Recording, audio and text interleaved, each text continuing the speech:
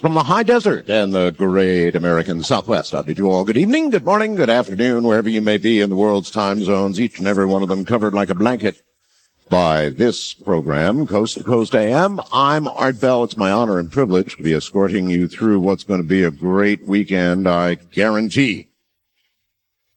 Well, I guess that depends on your point of view. Some of the news that I've got coming directly up for you with Whitley Strieber is incredibly disturbing. Just really disturbing. So, but on the other hand, that's what this program does. We disturb people all the time. So that's coming right up. A couple of items to get out of the way. There's a picture on my webcam, Art's webcam. You can go to coastcoastam.com. It's upper left-hand corner, Art's webcam of the desert. We have had an incredible bloom this year in the desert because of all the water that we've been receiving. Very unusual weather patterns this whole winter. And we've had a lot of water. And what you see is the result sent by a listener whose name I didn't grab. Thank you very much. It is a picture, though, of the high desert in bloom. And I'm sure you've heard about it. People take treks to Death Valley to see this kind of thing. It's like an artist just took all his paints and threw it on a few mountains, and there you go. That's the result. So that's on the webcam. Now, last night on the Jay Leno show, somebody I know very well, Chip Margelli of Yesu, who they make all kinds of radio products, marine, amateur, all kinds of radio services, police, that kind of thing. He is a longtime ham radio operator, and Jay Leno had Chip and a partner, and then two young college kids on, and it was a contest to see who could send a sentence faster. New technology, brand new, text messaging, the love child of everybody below about 30 years of age, or the 100-plus-year-old continuous wave, CW. And I must say, Chip Margelli and his partner cleaned the clocks of the text messengers. As a matter of fact, if you happen to see it, the guys who were sending the text messaging kind of had a blank, what just happened to us kind of expression on their faces.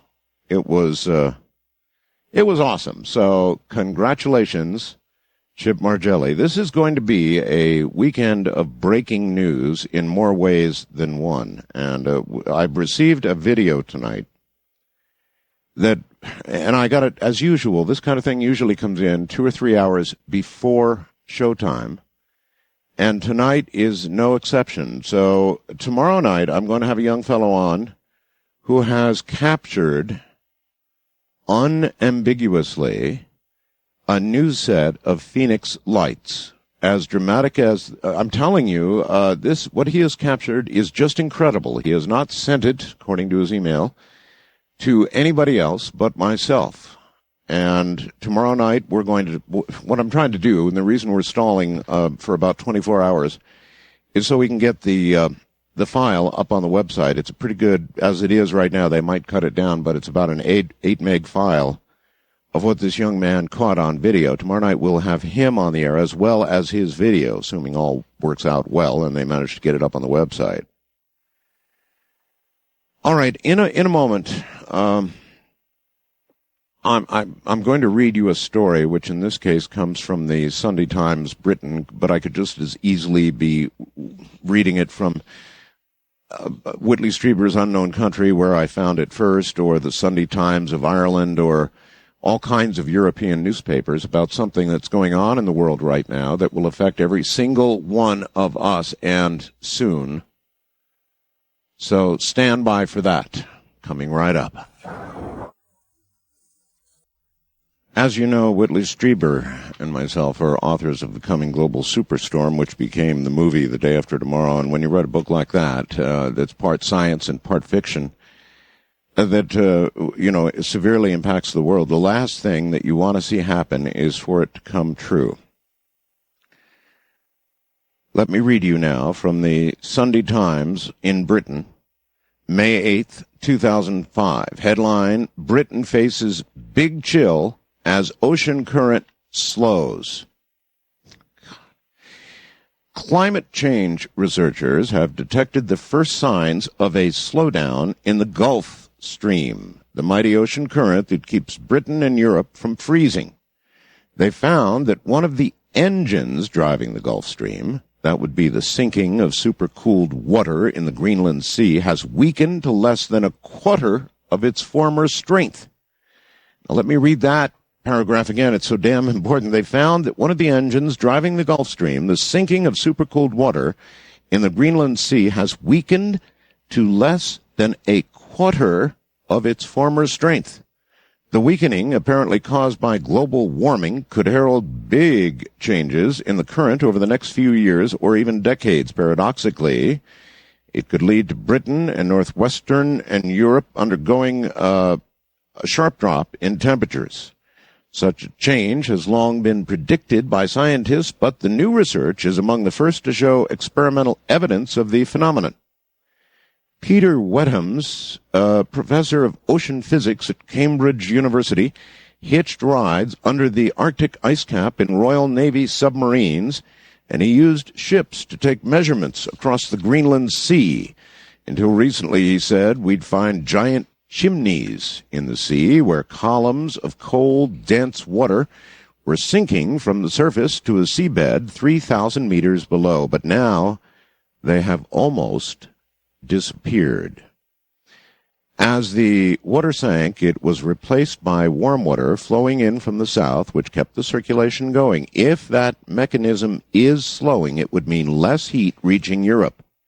Such a change could have a severe impact on Britain, which lies on the same latitude as Siberia and ought to be much colder. The Gulf Stream transports 27,000 times more heat to Britain's shores than all the nation's power supplies could ever provide, warming Britain by 5 to 8 degrees centigrade. Whittams and his colleagues believe, however, that such changes could be well underway. They predict that the slowing of the Gulf Stream is likely to be accompanied by other effects, such as the complete summer melting of the Arctic ice cap as early as 2020 and almost certainly by 2080. This would spell disaster for Arctic wildlife like the polar bear, which could face virtual extinction. Whittam's submarine journeys took him under the North Pole ice cap using sonar to survey the ice from underneath. He has measured how the ice has become 46% thinner over the last 20 years. The results from these surveys prompted him to focus on a feature called the Aden Ice Shelf, which should grow out into the Greenland Sea every winter and recede in summer. The growth of this shelf should trigger the annual formation of the sinking water columns. As seawater freezes to form the shelf, the ice crystals expel their salt into the surrounding water, making it heavier than the water below. It appeared in full in 1997. In the past, we could see 9 to 12 giant columns forming under the shelf each and every year. In our latest cruise, we found only 2, and they were so weak that the sinking water could not reach the seabed, said Whittams, who disclosed the findings at a meeting of the European Geosciences Union in Vienna. The exact effects of such changes is hard to predict because currents and weather systems take years to respond, and because there are 2 other areas around the North Atlantic where water sinks, helping to maintain circulation. Less is known about how climate change is affecting those. However, Whittams suggests the effect could be quite dramatic. Quote, one of the frightening things in the film, The Day After Tomorrow, showed how the circulation in the Atlantic Ocean is upset because the sinking of cold water in the North Atlantic suddenly stops, said he. The sinking is stopping. Rate much slower than in the film, over years rather than days. Should it continue, though, the effect will be to cool the climate of northern Europe. One possibility is that Europe will freeze. Another is that the slowing of the Gulf Stream may keep Europe cool as global warming heats the rest of the world, but with more extremes of weather. And here is my co-author, Whitley Strieber. Whitley, welcome to the program.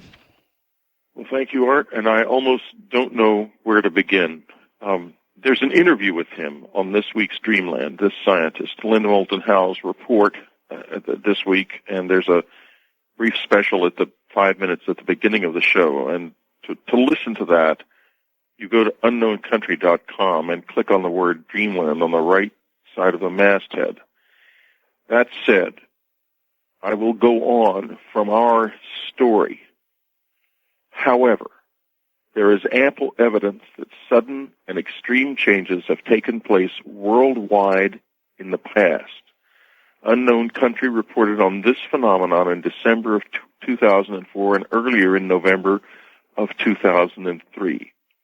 There is a mechanism that changes a process of climate change that seems to be unfolding over a period of years into a violent event that just takes hours or days to develop.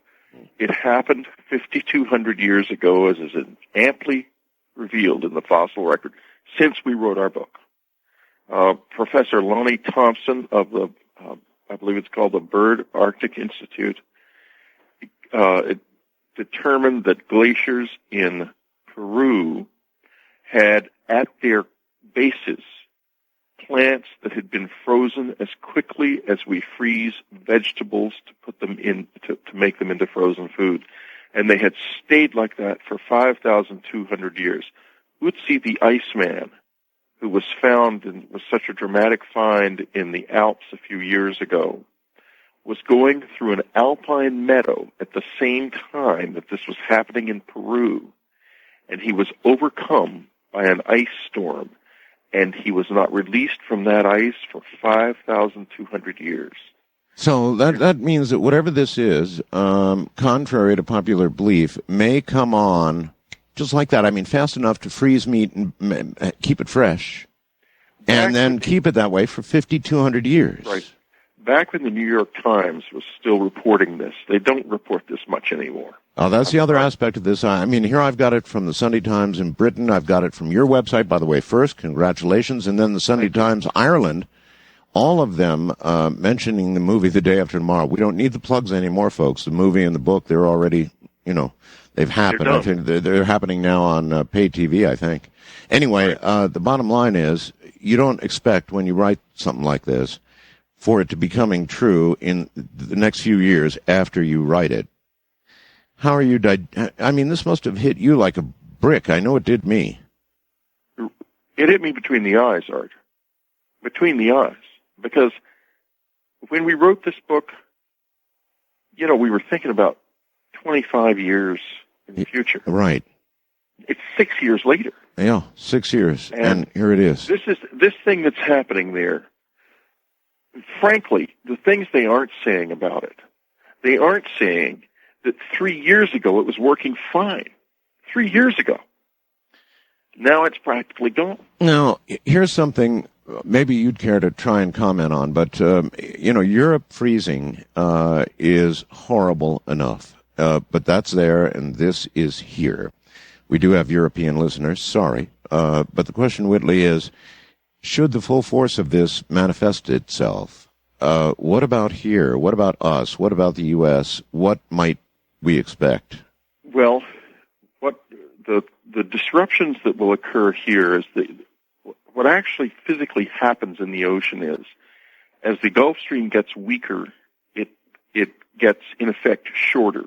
It begins to go farther, not to go as far north as it did, and it goes out to sea. The critical thing is, as it goes out to sea and moves away from the land, we have things such as a bizarre phenomenon that happened a couple of summers ago along the whole Northeast. We may have even talked about it on the air, where people were going swimming and finding the water was terribly cold, like That's 47, right. Very cold. Listen, I glommed onto that very quickly. We had a lot about that on the air. I mean, people who were used to surfing and swimming every day would go down to the ocean and they'd go, holy smokes or something, and when they put their foot in the water was just freezing, and nobody could understand why. Nobody, but I knew why. And now it's confirmed that this weakening was already taking place. Now, when that cold water comes down the eastern Atlantic, especially if it comes down in the summer, it results in very violent weather. But more than that, it causes a reactive effect. And I really must tell you, there's no way to tell, no way to know exactly what it does to the United States. We know it makes the eastern United States and Canada, eastern Canada, much colder, just like Europe. Well, if Europe would freeze, Whitley, that would be such a dramatic shift in what's going on globally that I don't see how it could not affect the rest of the world one way or the other. Well, I'll tell you how it affects. The first way it affects the rest of the world is this. Europe is a net food exporter. That little corner of the world is one of the most, in fact, the most efficient food-producing area on the planet. And despite its dense population, and you go into Europe and you think you're just going from city to city, the truth of the matter is those little farms you see as you go down the road or ride the train are the most productive farms in the world. That will change. Europe will become a net food importer. So ironically, the first people to suffer from Europe getting colder are going to be like the North Africans and the Africans, who benefit now greatly from European food exports, and that won't be there anymore. I would think that the growing areas would quickly move south, wouldn't they? Or the areas where? No, they won't, because of the fact that accompanying this in the hotter areas or regions is going to be a drying effect. So Europe is going to be wet and cold, but by the time you get down to South Central Africa, it's going to be the sub-Saharan desert, the Sahel, is going to be almost heading toward the equator. So there's no wonderful new growing areas. No, absolute fiction. What you will have is more deserts. In this country, the Midwest stands a really excellent chance of ending up a dust bowl, an absolute dust bowl, which is, I was, as long ago as I wrote Nature's End, I can't even think, I mean, like 1986, that was obvious that would happen. And it is still, it's just closer now. But you know, before we go on, this is such dark news. It is dark news, Whitley. There is a little good news out there on this front, too. Let's hear it. Okay, probably the best piece of news out there right now is a discovery about ethanol. We reported this on Unknown Country just about a week ago, I think. And it was that a scientist has discovered that ethanol, which is expensive now, can actually be made. He's discovered a process that will be able to make large amounts of ethanol from basically any kind of scrap vegetation that we happen to have. And this is a huge breakthrough because they're going to be able to reduce the amount of oil that we use in the United States and at the same time make our existing infrastructure of cars and trucks much cleaner burning because they're going to be able to use this. And this will come on stream over the next 5 years, big time. It and many other advances like it need to, and quickly, because we're going to face very soon now a period of time where all the cheap oil, the easy-to-get oil, has already been obtained, refined, and used. And there are people who keep saying out there, "Oh well, actually, oil is produced in another way, and it's actually a renewable resource." Yeah, but it is not like that. I think my guest last week, who wrote for Rolling Stone, said these people believe the Earth has a creamy nugget center, which simply keeps squirting oil up into the used fields. They do believe that, yeah. Well, there are still people who also believe the Earth is flat. Right, exactly. The sad truth is that just isn't the case. Yeah. It does not work like that.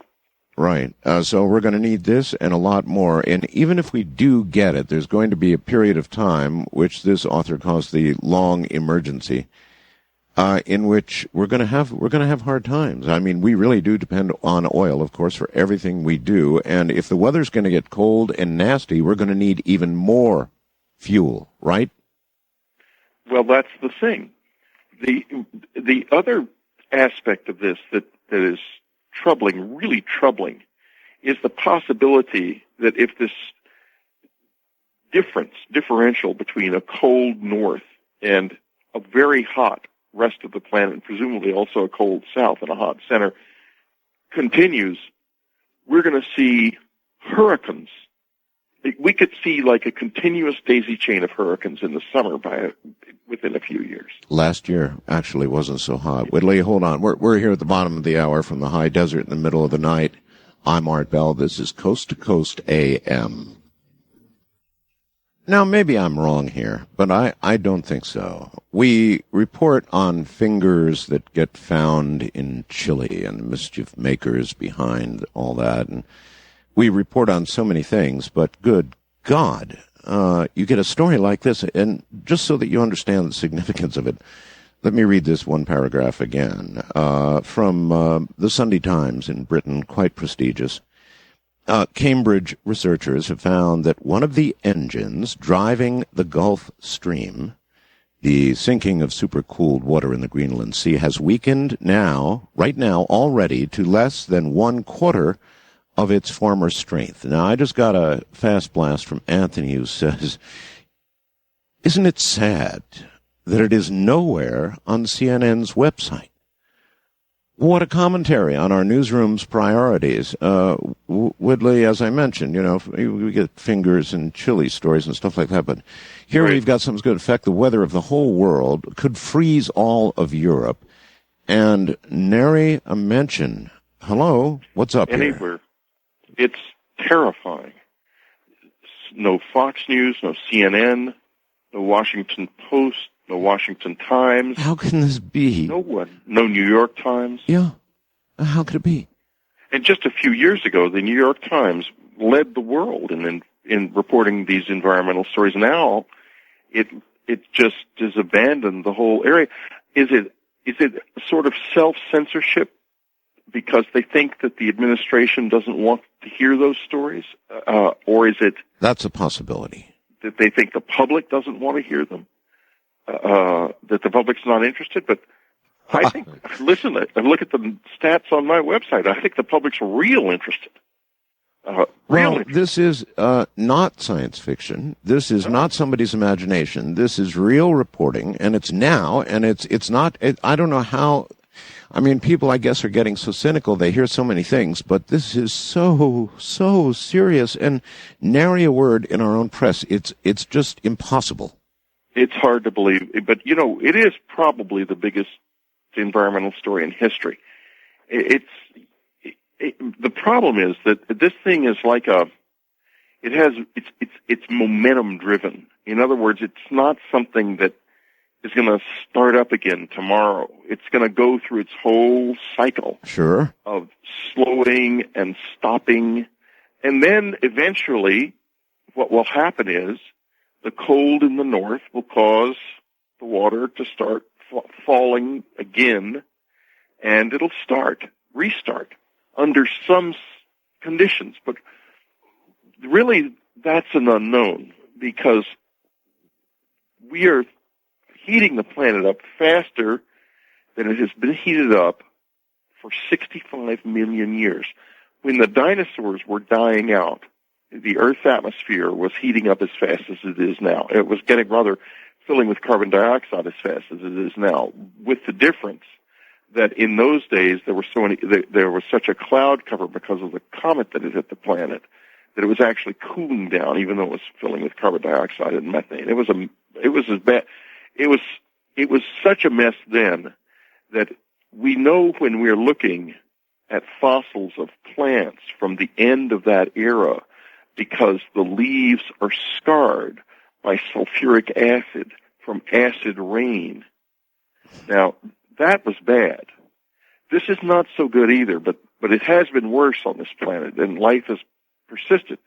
The dinosaurs didn't make it, but other creatures did. Usually, it's the little creatures that make it, the little things that are running around now that we don't even think twice about. Yes, but that wouldn't include us. That would not include us. No, we would go the way of the big animals. We're too big and we're too exposed. There was even a scientist who calculated the likelihood of extinction based on the amount of skin exposed to the atmosphere on the part of a given animal, and proved that the larger the animal, the more vulnerable it was to changes, and we are no exception to that. The climate changes. We're no exception to that. You're a researcher into all this sort of thing, and so a few hours before airtime tonight, I got an email from a gentleman in Phoenix who shall remain unnamed until tomorrow night, because I don't want the world to descend on him until we have a chance to break the story. But he has sent me new video footage of lights that have appeared above Phoenix just a few nights ago. This was done on May 12th of 2005, so it's fresh, brand new, and I took the trouble to send Whitley the video that I'm going to show you all tomorrow night, earlier this evening. Whitley, what do you think? Well, it's really remarkably clear video. Oh, and yes. Points out that he's already talked to. He's a researcher. In other words, he does a lot of this. He pointed out that he has already talked to Luke Air Force Base. The lights are over the mountains west of Phoenix again, and they are telling him that there was no activity at that time at all. And the way these lights move is unusual. But it's actually not too surprising to me, because it's part of a very large phenomenon that's going on right now. That is another thing that the press has dropped. If this was 1975, the world would know about the amazing UFO wave that is taking place right now. But it's not. It's 2005, and that is kind of officially non-news anymore. But in fact, the truth is that we're getting more reports specifically of triangular UFOs. That's right. Even one credible report that came in saying that the observer had seen writing in English on the bottom of the craft showing an emergency exit sign, suggesting that at least some of them probably are, as Colm Kelleher of the National Institute of Discovery Sciences maintained for years, secret aircraft. They may well be. But they're all over the place. The things like you saw are being just seen in droves right now. Yes, I saw one of the very early ones, to be sure. Right. But since then, there's just been nothing but a wave of all of that triangular stuff. In the meantime, these lights, what you're going to see tomorrow night, folks, I mean, Whitley, it is good, clear, unambiguous video, and it's shot at some high bit rate or something or another. I don't know what the deal is. It's a real good. He's used a very, very good video camera, so you'll be able to tell a lot about these lights. And they don't drop away like flares at all. Oh no, they move very quickly. I was trying to think, probably be able to. You can't calculate the speed of them, unfortunately, because there's no way to tell how far they are from the camera. But it's as good a piece of video, and thank goodness video cameras are finally getting to the point where there is some UFO video coming out that's really clear. Yes, and he claims that he sent this to me exclusively. Nobody else has it yet, so tomorrow night you all are going to get it. And I just wanted you to sort of back it up, Whitley, the fact that you've seen it, and it really is something. It's quick, but it's really something. It is something. It's a fine piece of video. Very fine piece of video. All right, listen, you've got a new book, or a book you just completed, right? Just completed. Now, folks, it is not out yet because there's a lag time in publishing. But I will be publishing pieces of it in the subscriber section of my website over the next year, and it'll build a website for it. It's called The Grays, and it is basically everything I think might be true about that phenomenon and the way it may or may not impact us, written like I wrote Majestic, in the form of fiction, which is, I think, fact-related. But I can't prove it, and I can't document it. And there's also another thing. There's a lot of kind of intuitive stuff that I've got in me from all the years of kind of being out on this particular edge that I can't put down in a book of fact. And I'm not apologizing for my book anyway, in any way. But suffice to say, this is my statement about the Greys. Whitley, what are the Greys? What is your best guess? What are we dealing with when we talk about the Greys? What are they? Well, I can't answer that question except by describing various things that I have observed and that I know that they do. The reason I can't will become obvious to a reader of the book.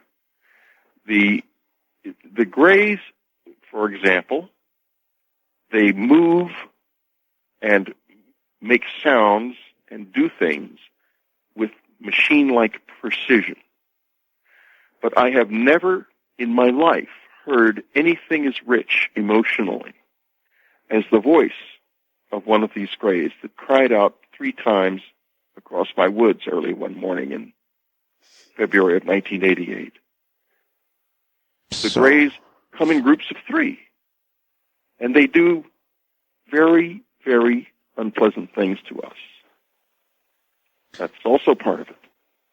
But, so sort of one part machine, but then one part emotion, which doesn't seem to jive. No. It doesn't seem like if they were machine-like, they would have such rich emotions. And the bottom line is this. There's something missing with the Greys. Something missing. And that's essentially what the book is about. It's about what's missing and their attempts to reclaim or to gain what they do not have. What have you discerned about their motives, if anything? I mean, from the actions that they take, can any conclusions be made about their motives? Well, first, there are not many of them here. That is very, very clear. If you study this and experience it long enough, you come to the conclusion that there couldn't be all that many of them around. They're not teeming millions by any means. It's a tiny number. And there's even a sort of personality with different groups of them. You can almost tell after a while, if you work on this long enough, who's doing what, because there's a certain signature. They do things slightly differently. I think there's a possibility that a whole lot more Greys are on their way here. It's very possible. Where they're coming from, out of another dimension or across space, I don't know. My guess is it would be across space, and that it does not, that this business of wormholes and stuff is all fiction, that it takes a lot of time for them to come here, and that they've sent scouts out, perhaps, which moved at a very rapid rate of speed, and maybe were kind of reconstituted here when they arrived, which is why they have a combination of a sort of a rich emotional affect and a machine-like quality, because they are on the shadow line between machine and biological creature. Well, when I talk to scientists who have interviewed abductees and others who have had, interaction with them, yourself, an awful lot of what we might imagine their motives to be appears to be aimed toward our reproductive capability. Absolutely. I think genes are a huge issue. I suspect that this is a very old species. I think it's a pre-sexual species. I think it comes from before there were species with 2 sexes, that it works differently. And maybe it's 1 billion years old, Art, maybe older. And I think that something is played out. I think that basically species can die of old age, and what they're after is our youth. That's extremely interesting. A species can die of old age. Absolutely. In other words, the genetic code itself sort of ages and plays out. Wow. And look at what we're doing now genetically. The little bit that we've begun to do. If we were 1 billion years old and you looked at the human genome, what you would see would be a mass of artificial genes, of real genes. You would find the genetic signatures for various organ groups and organs playing out and being replaced by artificial material. We would be a very peculiar combination of artificial life, of biological life, and of mechanism by then. And maybe in that process, we would have lost something essential about being human. And I have a feeling that that's what they have lost, and that's what they want from us. God, it's already beginning for us, Woodley. I've talked to scientists who have begun to connect computers to their nervous systems. I've talked to people who are doing implants, and the plans for that sort of thing are really frightening in a way. And so we're already moving towards sort of a joining with the mechanism. Well, there's chimeras, for example. There's a herd of sheep out in Oregon, I believe, who have got human cells in their bodies, like human tissue, human brain cells in their brains. I've heard about it. Of course. And the truth of the matter is that anything is possible to do. And over time, if you're not really careful about the ethics of it, and maybe they weren't, gradually you end up maybe lost in a way that we can hardly conceive of. Well, it does not seem as though the regulatory agencies, whoever might regulate what these scientists are doing, are moving along at anywhere near the same speed that scientific advances are. Not anywhere near. And in certain places like China, there are no such. What regulatory work is done is all done in the direction of doing more of this, because they would love to. We react in horror when we think of growing human bodies without heads, so that the human beings cloning themselves with bodies that don't develop heads, so that they won't be fully human, yes. And then they can harvest the organs when. But the Chinese are working on that in overdrive. Yes, they have no restrictions. If they need a human volunteer, they simply volunteer somebody or plenty of somebodies. So, right. So they just plow ahead with this research. And I wonder if we're keeping up. I fear not. Maybe if we could only take a closer look at the Greys, that would be a warning about the future. I wonder. You really think that the Greys might be, as you mentioned, very old and have already been through all this and made the mistakes? I think so. And that gets me, by the way, to remember that Roswell video that was so sensational a few years ago of those strange six-fingered handed creatures with oddly faces that looked like they were in some sort of genetic trouble? Of course. And everyone, after a while, it was all debunked and said it was all nonsense. Mm-hmm. It wasn't nonsense. The reason it wasn't nonsense, I can tell you very simply, as I had one of the best anatomists in this country examine that footage for me, and those are real there's real skeletons inside those bodies. When they move the legs around, there's no question about it.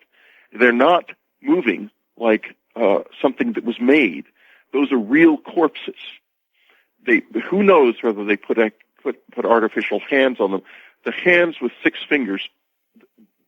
If we had polydactylism, the 6th finger would be identical to one of the other 5, because we don't have the genetic encoding for a 6th finger that's proportional to the other 5. Well, Wedley, I've always said, if the real thing came along and it hit us right in the nose, we wouldn't know it, because there's such a plethora of stuff out there. Much of it. These people in this video are in terrible genetic trouble. They've got a genetic disease big time, but it is not one that we have identified among human beings. And I'm sorry, people who said, oh no, it's this disease or it's that disease. It's not true. It is a unique genetic disease that those creatures have as far as we're concerned. Could they be human beings from the distant future? Or could they be human-like creatures from another world here trying to find some kind of help for themselves genetically because they've gone some distance down the same road that the Greys are at the end of? Mm-hmm. Listen, my friend, we've got to go. What an hour. I really appreciate all the breaking news, sharing it with you and you sharing it with everybody. Whitley, thank you, my friend. For sure. The Greys. That's his next book. Good night, Whitley. Good night. All right, there you have it, folks. Whitley Strieber. I'm Art Bell. From the high desert in the middle of the night, there is an hour worth listening to a couple of times. Because what we wrote about, what we imagined, is happening. Here from, well, actually, I don't know where he's from, is Dr. Bruce Lipton. Doctor, where are you? California, and happy. Well, welcome to the program. Good to have you. I'm glad to be here. We have some exciting things to talk about. This whole area is incredibly exciting. I don't know if you follow the program at all, but we've done some things with consciousness that, well, hey, they scared me. I've been doing this kind of thing for years. In your book, The Biology of Belief, Unleashing the Power of Consciousness, Matter and Miracles, you write about how some sort of scientific epiphany precipitated instantaneous personal transformation in your life. That must have been some very special moment. I know that people, for example, don't just resign tenured positions at big universities unless something really radical happens.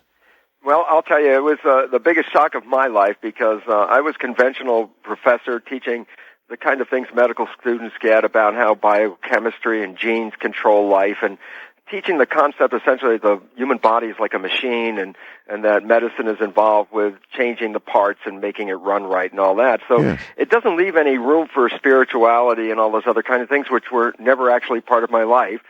And I was working on the stem cells, and well, people think, well, stem cells, that's that recent thing that's just been happening. It's like I actually started working on stem cells, cloning stem cells, back in 1967. So it's almost 40 years ago, in fact. And the biggest surprise of my life were the lessons that those cells showed me. And on that particular night was the understanding of actually how cells were controlled. And what was unique about it is this was about 15 years of research that took me away from genes, the belief that genes control life, which everyone else was on that path. And I started recognizing that genes indeed were not controlling life. And when I found out what controlled life, I was shocked into another understanding, another reality. And interesting, I mean, although I got the consciousness hit me right there at that moment, it still took me a bit of time to realize that we are programmed. And even though I was consciously aware of this new understanding about that we are spiritual entities, that we're not even in the body, and this was through a molecular understanding of how the cell worked, it just floored me because I needed to learn how to put that into my life, not just the awareness of it. So there was a little bit of a lag period, and I think this is important because there's a tendency to think that if we just know something, then that's going to change our lives. And this gets into the issue of the consciousness and the programming of patterns and behavior, which came out of this work. And okay, well, it may have been an epiphany for you, but I'm still not sure that I get it. Okay, well, let me tell you how it works. It was this, the concept that genes control life. This is what's being taught in schools right now, and it's in every textbook everywhere about the concept, something referred to as genetic determinacy, right? Which means that the genes that you get at conception are essentially blueprints for the rest of your life, and that right. You live your life through this. And what the issue was when I started working on these stem cells, one of the big things that I found out right away is that the character or behavior or traits of the cells changed when I put it in one culture environment or changed the environment and put them in another environment.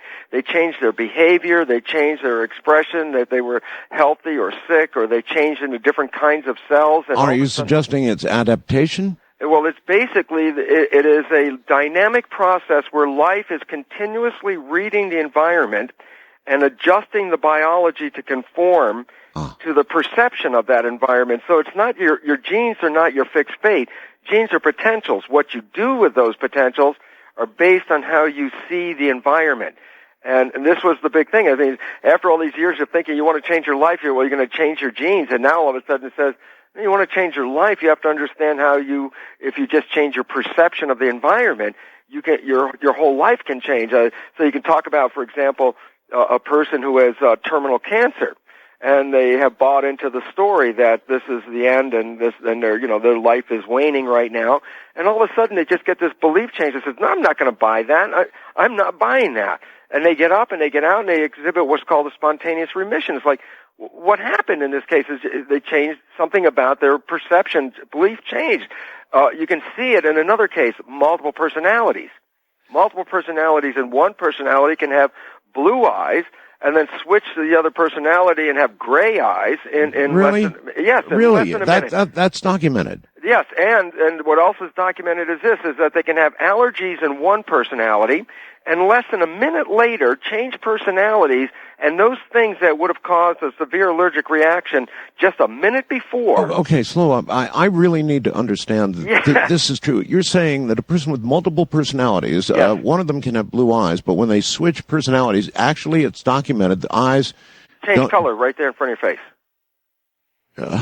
And this is hard kind of stuff to believe, right? It is, yes. And yet it's exciting because it's a pathology in the sense that they're not in control of it, but it represents an ability that we have the power of changing our expression when we change our perception of life. Doctor, where can a person do some reading, Bruce, where can a person do some reading to verify that, for example? Okay, there's an organization of dissociation. I'll get it and then we can post it on the line, okay? There's an organization for dissociation studies, dissociation being people separating from their personality and acquiring other personalities. There's a big organization that studies this, and there's data to all this effect. Even, the story, The Three Faces of Eve, I think that movie that came out. Do you remember something like that? Yes, oh yes. I met that woman, and she's actually one of the first ones that she had a severe allergy to strawberries that caused her to get hives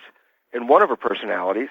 And when she changed personality, that allergy didn't affect her.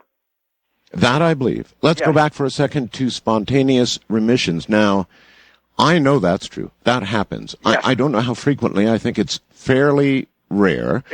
But it happens to which people express it. This is important. What is uniform about those that express it versus that don't? What is? I assume that you looked at studies of spontaneous remissions. How many have there been? The number's in thousands, but in the sense that the problem is that when you try to document it, then there's a take back where they say, well, the original diagnosis wasn't necessarily correct all of a sudden. And this is the issue because it doesn't conform to an understanding that medicine likes to play with, except they're very aware of it. It's called the placebo effect. And what it really represents is, what is the placebo effect? It's an ability to heal yourself based on the belief that whatever you're doing at that moment is something that will effectively heal you. Yes, as long as you believe it will work. Yes, and people should know this as well. There's an equal and opposite effect called the nocebo effect. And that's the one that says if you are told that you can't do something about it or that it's too late. I'm sorry, son, you have a brain tumor. You have 6 months. It's irreversible and inoperable. That belief system itself will promote that situation. And it's a very important understanding because it says, look, placebo, nocebo, it's the same concept. It's basically, it says what you believe and your perceptions will change the biology that you're expressing. And this is actually a new understanding, and it's not that new. In fact, science has actually been publishing information about how this mechanism occurs since 1990. And it's a new understanding in a sense that it's not in the textbooks. It's been in the leading-edge research for at least the last 15 years, and it's a concept called epigenetic control. And what does that mean? Well, genetic control is what we were talking about before. Genes control life. But doesn't this leave a doctor who buys into what you're saying right now in a terrible position? Because if he tells a patient he's got an inoperable fatal tumor, then he has just dispensed the piece of information that's going to kill that person. At exactly the same time, it's not a helpful situation, and it's been an issue because when you talk to doctors, their programming is not to give false hope. And so the significance about this is it's an important program because if you don't give false hope, meaning it's hope that you don't have anything you can, there's no evidence for. So yes. I'm going to tell you something could happen here, but I don't have any evidence. They call that false hope. So the significance is you take away from their arsenal of healing abilities, you take away the ability of suggestion that they could influence a person because the idea was they don't want to be held liable for anything. And as a result, it's like, okay, this is what you have. And it's an issue it's an unfortunate issue of legal issues and medical issues intermixing right there. It's very difficult because a doctor is really obliged not to offer something that he can't scientifically attest to. But if, in fact, the human mind is capable of reversing the otherwise scientifically thought to be irreversible, then there's an obligation on the part of the healer who's taken an oath to do the very best he can to include this. Right. This is going to be very hard, though, to get into traditional scientific literature. It's just, and medical literature. It's actually, they're trying to wean it out of the literature right now. The drug companies are trying to remove studies of placebos. And the reason is because it contaminates their studies. Many of their drugs are no better than placebos. Prozac is scientifically not really of any value above a sugar pill, and that is a scientific fact that the federal government, this psychologist Erwin Kirsch at the University of Connecticut, he had to actually sue the government's Freedom of Information Act to get the test results on these drugs, and it's found out that as he's reported, there's a number of papers on it, that the fact is that that Prozac and Zoloft, those kind of drugs, are no better than a placebo, and it's very hard because you can get those people who take this drug that will swear on their lives that this is what did it. Oh, yes. And yet, of course, and it's like, oh, well, I'm happy that happens. There are a lot of people that could have sworn before that Laetrile cured their cancer, and it did, but it wasn't really through the Laetrile. It was that they took it with the belief that this was the most fantastic cancer cure ever, and they started to do this. So the issue is, I mean, how can you do this? And what we're talking about seems like magic. It's like, if I change my belief or perception of what I see, I change my biology, and the answer is through the new understanding called epigenetic control. And the word epi is key here because that prefix epi means above. So the word, and this is a new area of study. Above genetic control. That's exactly what it says.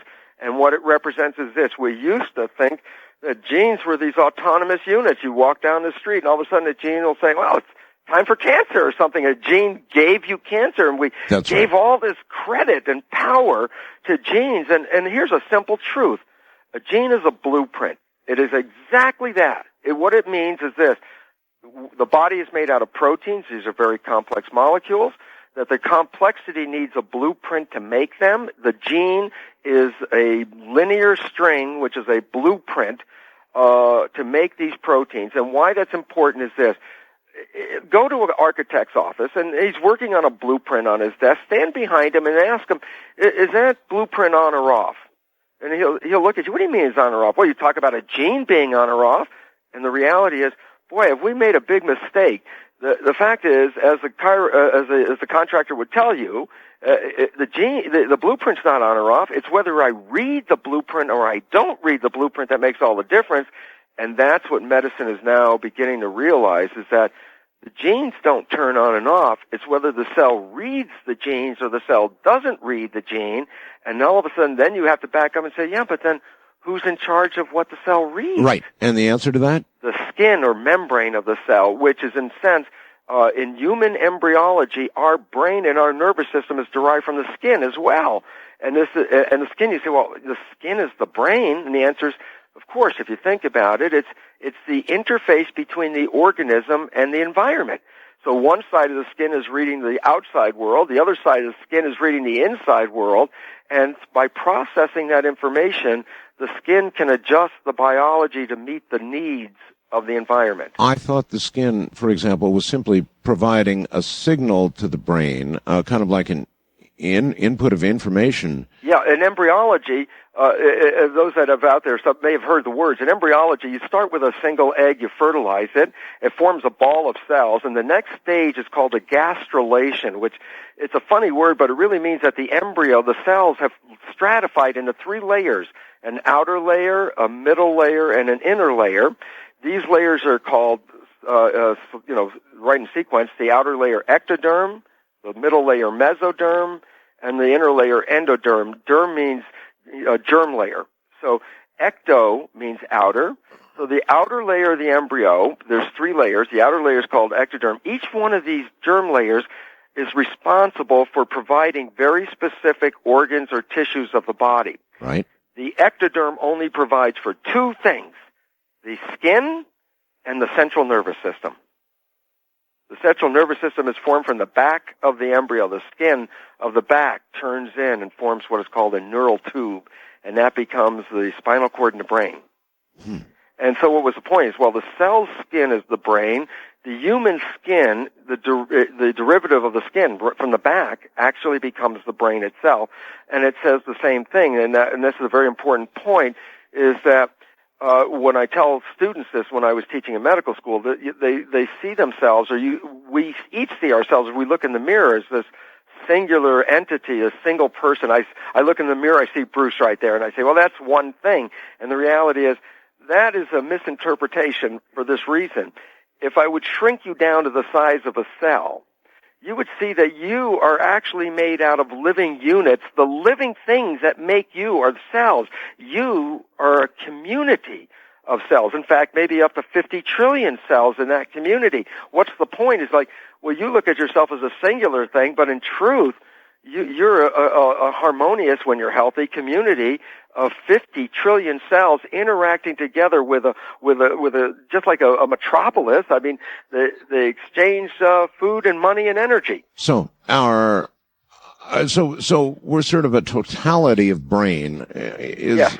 Okay, all right. Dr. Bruce Lipton is my guest from the high desert in the middle of the night. Lots to be learned this night about consciousness and the nature of what we really are. We tend to think of ourselves in such a separate way, our skin, all the rest of us in our brain. That's all separate, right? Wrong. Since Dr. Lipton was involved actually in cloning human stem cells, it's an irresistible question to take you back to that research, Doctor, and ask you about the advisability of the race we have going on right now with cloning and eventually, I suppose, with genetic tampering and changing. And, we seem on the precipice of this incredible revolution. Do you think that we're wholly on a wise course here? Absolutely not. And in fact, it's real interesting in this regard, because all of us have stem cells in us right now. And there's an interesting, philosophical point, if you think about it, is that if we all have stem cells, then why is it that the pharmaceutical industry, for example, has to identify how to make those stem cells work? Almost like a joke, like God gave us stem cells, but didn't give us a way to use them. The fact is, we have stem cells, and they are quite usable in our system. And yet, it's based on perception of the system, what those stem cells, what's going to become of them. It's just like I said, I start with stem cells, I put them in this environment, they form this, I put them in another environment, they form something completely different, and then you start to realize it's the environment that was controlling the development of those stem cells.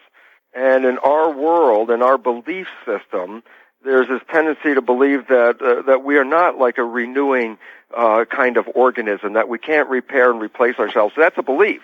And yet, unfortunately, that perception gets in the way of the operation of the stem cells and prevents us from healing ourselves, because we have a tendency to believe that we can't heal ourselves.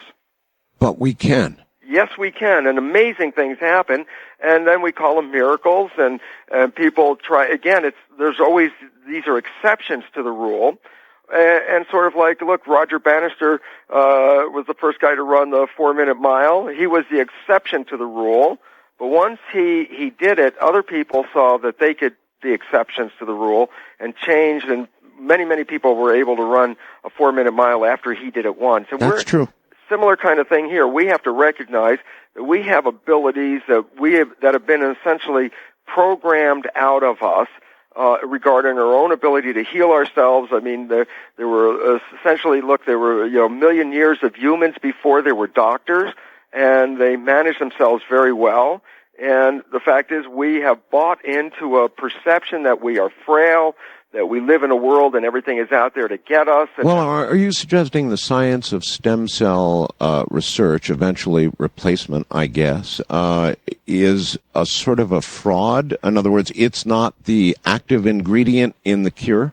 No, I really, it's not so much a fraud, it's a misdirection, because it's our belief system that has propagated us to think that these are just mechanical devices, and you throw in the right chemical and this mechanical device is going to do a miracle for you, when in reality, if they come up with a chemical that controls those stem cells, guess what? it must match a chemical we already have in our body, because if God gave us the stem cells, it wasn't without the key to use them. And so the fact is, we actually have to recognize that it is within ourselves, this ability to heal ourselves. And it's been something that we've been programmed out of. And, it's based on perception. Just think about it, that an infant is born with a doctor that goes to the doctor for checkups on its health all the time. During its young period, anytime it gets sick, the information is, well, if you're sick, I have to take you to the doctor. And if we get around to understanding this new understanding of epigenetics, how our perceptions control our biology, and you start to see a program that a child receives when it's young that says, when it's sick, it's not up to itself to heal itself. Then you have to take it to some specialist to heal it. And the reality is then that becomes a perception, and then that is then what controls the healing. And in fact, it's interesting how many people have that perception, and actually when they get sick, on the way to the doctor, they already start to get better, because once you engage the steps that you've put in the way of healing, then the healing process can begin again. Boy, are you right about that. Boy, are you ever right about that. What you just said, I had a pretty bad flu, not too long ago, and it just went, the temperature went on and on and on and on. And after so many days of having a very high temperature, I said to my wife, okay, that's it. We're going to the hospital. So we get in the car, and we've got about an hour drive from here in Pahrump, Nevada, to Las Vegas to the hospital where I went. And I'm telling you right now, doctor, by the time I got there, my temperature had fallen. Mm-hmm. I was feeling better for the first time in days and days and days. And this is all in the one, from that moment, that instant of decision, go ahead and go to the doctor, to the hour drive to get in there. It was almost like, why was I there? Absolutely, and we have these powers, and it's funny because we live in a world where we've been taught that these powers don't exist, and since the biology, which that epiphany really led me to, is the nature that every cell is, and technically every cell is a programmable chip, and that the human body is an integration of 50 trillion chips, and that the programmer is not inside the cell. Huh. And this is the part that blew me away, because I realized our identity isn't in the cell, it plays to the cell. And this became part of the epiphany of how that membrane works, and that was this night of transformation where I realized, oh my God, all those years I was teaching these students about genetic control, and they're still getting the same message. And it is now, but it's been 20 or more years since I caught on to it, but conventional science in the last 10 years has fully recognized this, and yet it's not coming out to the mainstream very quickly, because an interesting loophole is that when people know this, then they're in power of their own health, and there's a lot of interest and are not interested in seeing that happen. Huh. And I'm sure the drug companies are not all that interested in seeing something Absolutely. Like this breaking loose. They make money on selling pills. If you could heal yourself with energy and you can't sell the energy, then they're not interested in promoting that. And it's an important understanding, because I have to, really stand here and say, look, medicine is getting a bad rap because it's not living up to whatever it's been promising. And there's a fact that is so, it irritates me so much, because this fact is so important and not revealed, and that is that the leading cause of death in the United States today is the medical profession. And it's not, and it's a fact by numbers. I mean, I could give you Gary Null's website. He has an article, Death by Medicine, with all the statistics. And the fact is, the AMA said they were third in the leading cause of death themselves. So the medical profession admitted to being third leading cause of death, and they did it with estimates. And then what Gary Null did, he said, rather than the estimates, let me just get the real numbers and let me know what the numbers say. And the numbers were staggering. 780,000 people die from medical intervention, not because of the sickness they came with, but because of the consequence of the intervention. And then all of a sudden it's like, and now this is my point, if there's a soapbox, please, it's not the medical doctor's fault. It's not their fault at all, because it's the academic fault and it's the pharmaceutical industry's fault. Nor, by the way, is it necessarily saying that physicians are unneeded. People still fall down, break bones. Oh, absolutely. I mean, listen, physicians do this. There's nobody better in the entire world than, if you have trauma, the medical profession is the place to go. You want to fix something, cut it out, replace it, tie it up. These guys do miracles, okay? But when you want to get down to the mechanisms of why something happened, why do we have a cancer? What causes Alzheimer's? How come diabetes is, this big issue? Well, these aren't trauma. These are other things. And here's the problem. Medicine knows the body as a physical device, a mechanical device, and can treat it like a repair person. Says, I got to take out the exhaust pipe, put a new pipe in. I have to put a new bypass around this carburetor and right here, like this. That's easy to do. But when it comes to understanding the mechanics of how it works, they don't really have an understanding, because they're still being taught the concept that genes control life. And let's straighten this out for the audience right now. A simple point. If genes control life, which is the belief, and the genes are in the nucleus of the cell, which is this large organelle inside a cell, and genes control life, then there's a simple fact. If you take the genes out and throw them away, there's no control left, and life should stop. And this process is called enucleation, and I actually did this with my cloned cells, is I destroy the DNA. It's not working at all. It's done. And what happens is the cells still go on and live and still make all the responses that they would. Oh, no, that's fascinating. You destroyed the DNA in cells. Yes. Just to see what would happen. And you're suggesting nothing happened. Well, it didn't change their behavior. I can tell you exactly what happened at some point. And it's a funny thing about it, because we've been up to now saying that the genes control the cell as if the genes are the brain of the cell. In fact, many textbooks actually say that.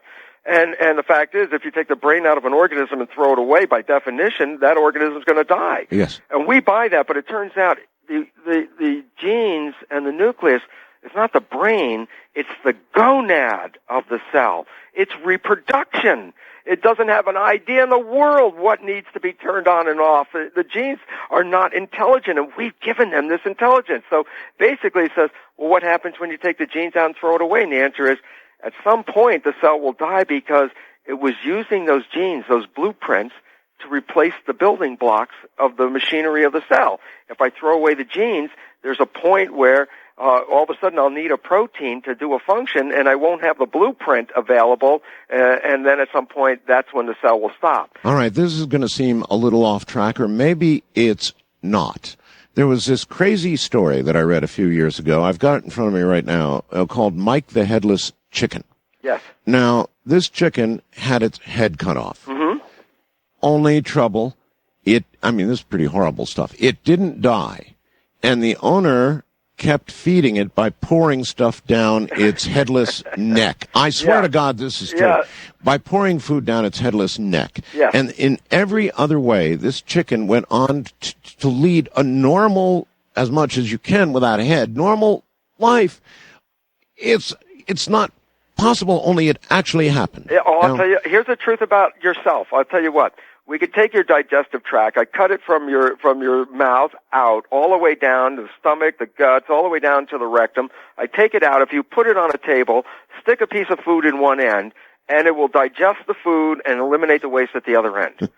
It's the controls are built into its own self, so that the process of putting food in will engage all the next steps, and that we now know that things like walking and standing, a lot of that has to do with actual spinal cord information. Apparently so, which goes back to the brain is sort of everywhere contention, right? Every cell has a brain.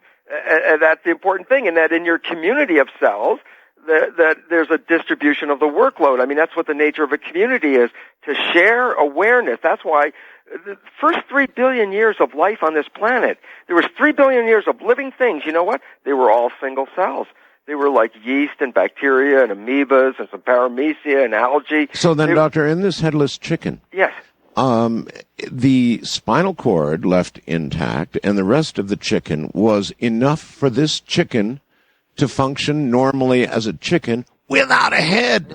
As long as he put the food in there and the chicken didn't have to do any consideration about what it had to do, the rest of it is a mechanical device. It's sort of like people that get put on life support systems. Their brain's not working. The rest, as long as you feed it, the body will continue to run. There's an intelligence throughout the entire body. Every cell is intelligent. That was the nature of like the stem cell research. It's like, it's interesting. I would take stem cells from muscular dystrophy patients, put them in the tissue culture, and you know what? They grew better in the tissue culture than they did in the patient. And the reason was they necessarily weren't having the problem. It was the environment inside the patient that was toxic. Wow. And so it's a whole new understanding, and it's very, very important because it says, look, we are not victims of genes. We can rewrite which genes that we use on a day-by-day, minute-by-minute basis.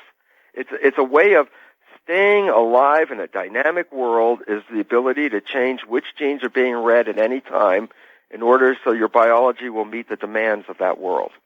So if you were diagnosed with, I don't know, Alzheimer's, for example, how would you proceed with the understanding that you have and that diagnosis in your hand? How would you proceed? The first thing I would try to find out is where's the cause of the problem. The Alzheimer's, let's say, is actually the symptom of the problem. That's the consequence of something going wrong. Not it itself is the problem. It is the consequence. Now, the issue is where do things go wrong? Well, you could have something physical go wrong, like trauma could cause a problem. You blunt force trauma is certainly going to interfere with the nervous system and stuff like that. Yes, but that kind of thing aside. Yeah, the main thing that we now know is the concept called autosuggestion. Meaning, it's also psychoneuroimmunology is another example of that. Meaning, at some point, we used to ascribe all the control to something within the cell, the genes, and now the control is being sent up the line, up to the interpretation of the nervous system, and so the genes are more or less obedient to the central nervous system, which makes sense for this reason. Every cell is intelligent. Every cell, I could take it out of your body, put them in a tissue culture dish, they'll grow, they'll be happy, they'll multiply, and all this kind of stuff.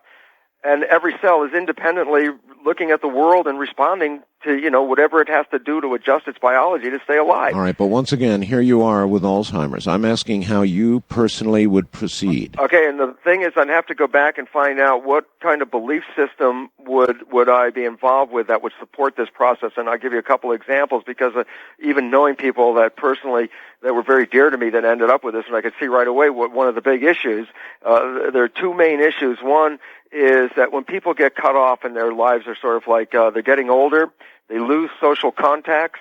It has been demonstrated that this loss of social contact is one of the primary causes of senile dementia, including Alzheimer's. Basically, it says the brain is like any other tissue organ system in the body. The more you use it, the more it develops. The less you use it, it will automatically dismantle itself because the biology is efficient. It just says, if you use it, then I'm going to keep it here. And if you're not going to use it, then we're taking it apart because we're not maintaining it for a trophy, the body that is. So the body will adjust to its use. And they now find, as I said, and these are references that can be off my website, that people can get off the website about this, is that it now recognizes that the vast majority of senile dementia is due to lack of use of the brain. Otherwise, that's one thing right atrophy, there. Right? Atrophy of the brain, because you lose your contacts, you lose your community of people, and then you start to go internally more at that point, and then your skills start to dismantle themselves. That's one thing. And then there's a pathological thing that could also cause, and that is people who are being leaned on by so many other people, like they're in demand to keep the show running, let's say. Yes. And the pressure is like so much that the only way out is to disconnect. And so that there would be how can a thought cause that? And the answer is, let me alone. and this is really important because the thoughts that we have in our head are actually directives that are being sent to the cell. So you might sit there at the stoplight and hear these thoughts running in your head like it's entertaining your head. Well, in one sense, they may be. In the other sense, you have to recognize this. All those thoughts are being broadcast to 50 trillion cells. And these cells are who you are. This is the collective community. Their collective consciousness is our consciousness. And the reality is, so we're living in this community, and our central voice, meaning our central nervous system, is sort of like the government talking to the cells. And psychologists tell us 70% or more of those thoughts in your head while you're at that light are negative and redundant. All right. Doctor, hold it right there. So what I'm interested in is, if you had such a diagnosis, what precise, real steps would you begin to take to reverse it? Or would it begin to reverse the moment you decided you were going to reverse it? Fascinating stuff from the high desert. I'm Art Bell, and this is Coast to Coast AM. Well, all right. Tomorrow night, in the first hour, I've got breaking news for you. Tomorrow night, you don't want to miss this. I'm going to get it up on the web by hook or crook. It's a pretty big file, but there's a gentleman in Phoenix who has taped very clear footage of the new Phoenix lights. And these lights apparently have been seen quite frequently recently, but man, he nailed them in a good, clear video. And we're going to get that up for you tomorrow night, as well as have him on the air in the first hour to talk about it. And then Nick Cook and the Hunt for Zero Point. I'm sure you recall Nick Cook. Right now, of course, Bruce Lipton and Dr. Bruce Lipton, I should say, and we're talking about, in a way, consciousness, the cellular consciousness, if you will. And I want to head off in a direction for a second, Doctor. There are some, let me first ask you, how do you define, or would you attempt to define consciousness? What is consciousness? Well, it's an emergent property in the sense that every cell is sentient. It's very, very much observing its world. But when you put the 50 trillion together, there's an energy of an awareness among all 50 trillion cells. They're all like listening to the same station. And as a result, they're all this energy of awareness is circulating through the system.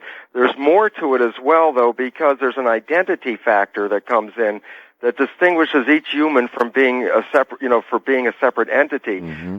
And I mean that in the sense that if I try to take my cells and put it into you, Art, your immune system is going to say these aren't mine. And the question is, well, who's or who, and how do you know whose is? And the answer is that on the surface of the cell, this membrane we talked about, there are a set of antennas. And these are receptors, and they're in fact a community of them are called self-receptors, receivers of self. And the significance about that is that each of us is a unique identity as distinguished by these protein antennas. If I take my antennas off my cells are generic. If I can implant them into any human, they won't be rejected. If I take my antennas off and put yours on my cell, I would reject that cell if it was put back in my own body. You would accept that cell as yours. And so the point is, you can transfer the ownership by attaching, your personal set of antennas on them. Well, the interesting part about that is that the signal isn't from the antennas. The antennas are downloading a signal. And so this is the thing that freaked me out, because I didn't believe in spirituality until I realized that my identity is an environmental signal that comes through these antennas. If the antennas are on my cell, then the cell will respond to me. If I take the antennas off, then the cell is generic and will not have that same response. I put yours on, they respond to your signal. And when I realized it, it's sort of like a PIN code to get into the operation of the cell, that this is an outside identity. And when I realized that, the first moment was, oh my gosh, my identity is playing through this cell. And what really hit me at the first moment of this instant of this epiphany was, yeah, but if the cell dies, did that change? Did the identity die in the broadcast, so to speak? Boy, is that a big question. It's out there in the field. All right. But this where it plays in for people out there that will catch it is that we now recognize that when people start to receive big grafts of organs and tissues from other people, yes, like heart and lungs, they also begin to acquire the character of those people. That's quite true. And people say, well, it's cellular memory, but I'll tell you, after working with cells for, the last 40 years, the cells don't have that kind of memory processing where they can tell chicken McNuggets and beer from anything else. The reality is that the people who donated the organ, their identity is still playing through it. Apparently. Yes, and so in a sense, Pearsall's book on Change of Heart was interesting because he talked about a whole number of these, even to the extent that a young girl or woman, I forgot what age it was, received a heart from a younger girl that got shot, killed. And when she acquired this, she was later able to lead the police to the murderer. Yes. And all of a sudden you have to say, where's this information coming from? Yes. And this is what just shocked me because I realized it's a broadcast. We're made in the image of the field in a biblical sense. We're made in the image of this broadcast. And if I take your set of receptors and put it on a completely different, like an embryo just coming into the world, you'd be playing back again. All right, Doctor, has there ever been any measurement, I'm trying to think of how to ask you this, indicating that there's something emanating from us that can be measured, or is it occurring in a way that it's going to ultimately not be measurable until we have some sort of quantum receiver or something? What I'm getting at, I guess, here, let me lay it out for you. Have you been following the studies at Princeton? About the field effect? About the Human Consciousness Project, it's called. Oh, yeah, absolutely. You have been following that. Yeah. All right, well, they have these graphs, and they're watching these eggs all over the world, geographically spread out eggs, meaning computers spitting out random numbers. Suddenly they get non-random and some giant event happens. 30 minutes before the Twin Towers are hit, kaboom, it goes 4 hours, in fact, goes off the charts. And it's happened with all these events. It's as though there's some sort of mass consciousness broadcast going on. And they found, albeit perhaps at this stage a rather crude way, but a way to detect this. And this is an important part of our evolution that we haven't caught on to, is because we keep looking at ourselves as these independent units. Yes. And we actually are cells in a larger organism called humanity. We are individual collective units in that organism. And our lesson, of course, is that we think that there are nations that separate, one person from another person. The reality is the lessons, when we get them, recognize there is one living thing on this planet called humanity, and that is the equivalent of that central voice that I was talking about when cells come together in a community. They're controlled by this central voice, and the cells of humans on the community of humanity have the same thing. One of the interesting ones that I really like the most is a year after 9/11, exactly 1 year later, the anniversary, New York City. It's 2002 on September 11th, and of course, everyone is thinking. It's like 1 year. Of course, everything was playing over this whole thing, this 911. That's right. And the lottery that night in New York the winner was 911. That's a fact. That is a fact, and it's interesting because it's like this isn't really a lot of coincidence. There's a part where we are involved with creating mass events through what we perceive.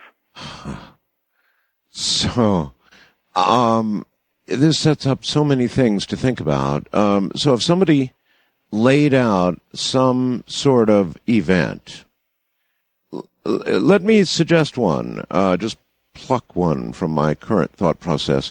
That, for example, an ocean current was beginning to slow, and if not even stop, and then cause a freezing of Europe and all kinds of terrible things to occur. If this became generally accepted knowledge that this was happening, could it become, in that same way, a self-fulfilling prophecy, and that consciousness could have this...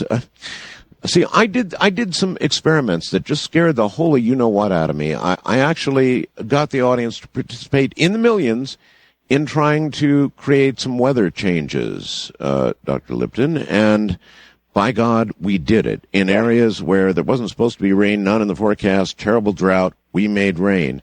And we did this one way or another about 10 or 11 times, and I finally got down to number 11. I said, that's it. I don't know what I'm doing with this. It scares me a little. It's real. There's no doubt about it, but I've got to stop here because I don't know what I'm doing. Well, this is the biggest issue about that truth that you really came across and are influencing our world. And the problem that we have is because we find ourselves as being powerless as individuals and not responsible even, and then starting to have these thoughts, and we can be manipulated to like a war. And the fact is, I mean, here's an example, is that a soccer game, now, people don't generally go there because of the fight, okay? And yet the reality is, when these things break out, people who are pacifists in the middle of these things will get caught up. And join in. And that is because we are in the field, and we respond to the field as the cells in your body are in your own field, and your thought patterns are changing their behavior and their responses at the moment you have them, and people are in the same parallel relationship in this larger thing called humanity. We have never really quite understood mob psychology, but there is a mob psychology. As Absolutely. You just pointed out, you get, whether you like it or not, no matter how level-headed you think you might be, if you're in the middle of it, you're going to get more than likely caught up in it.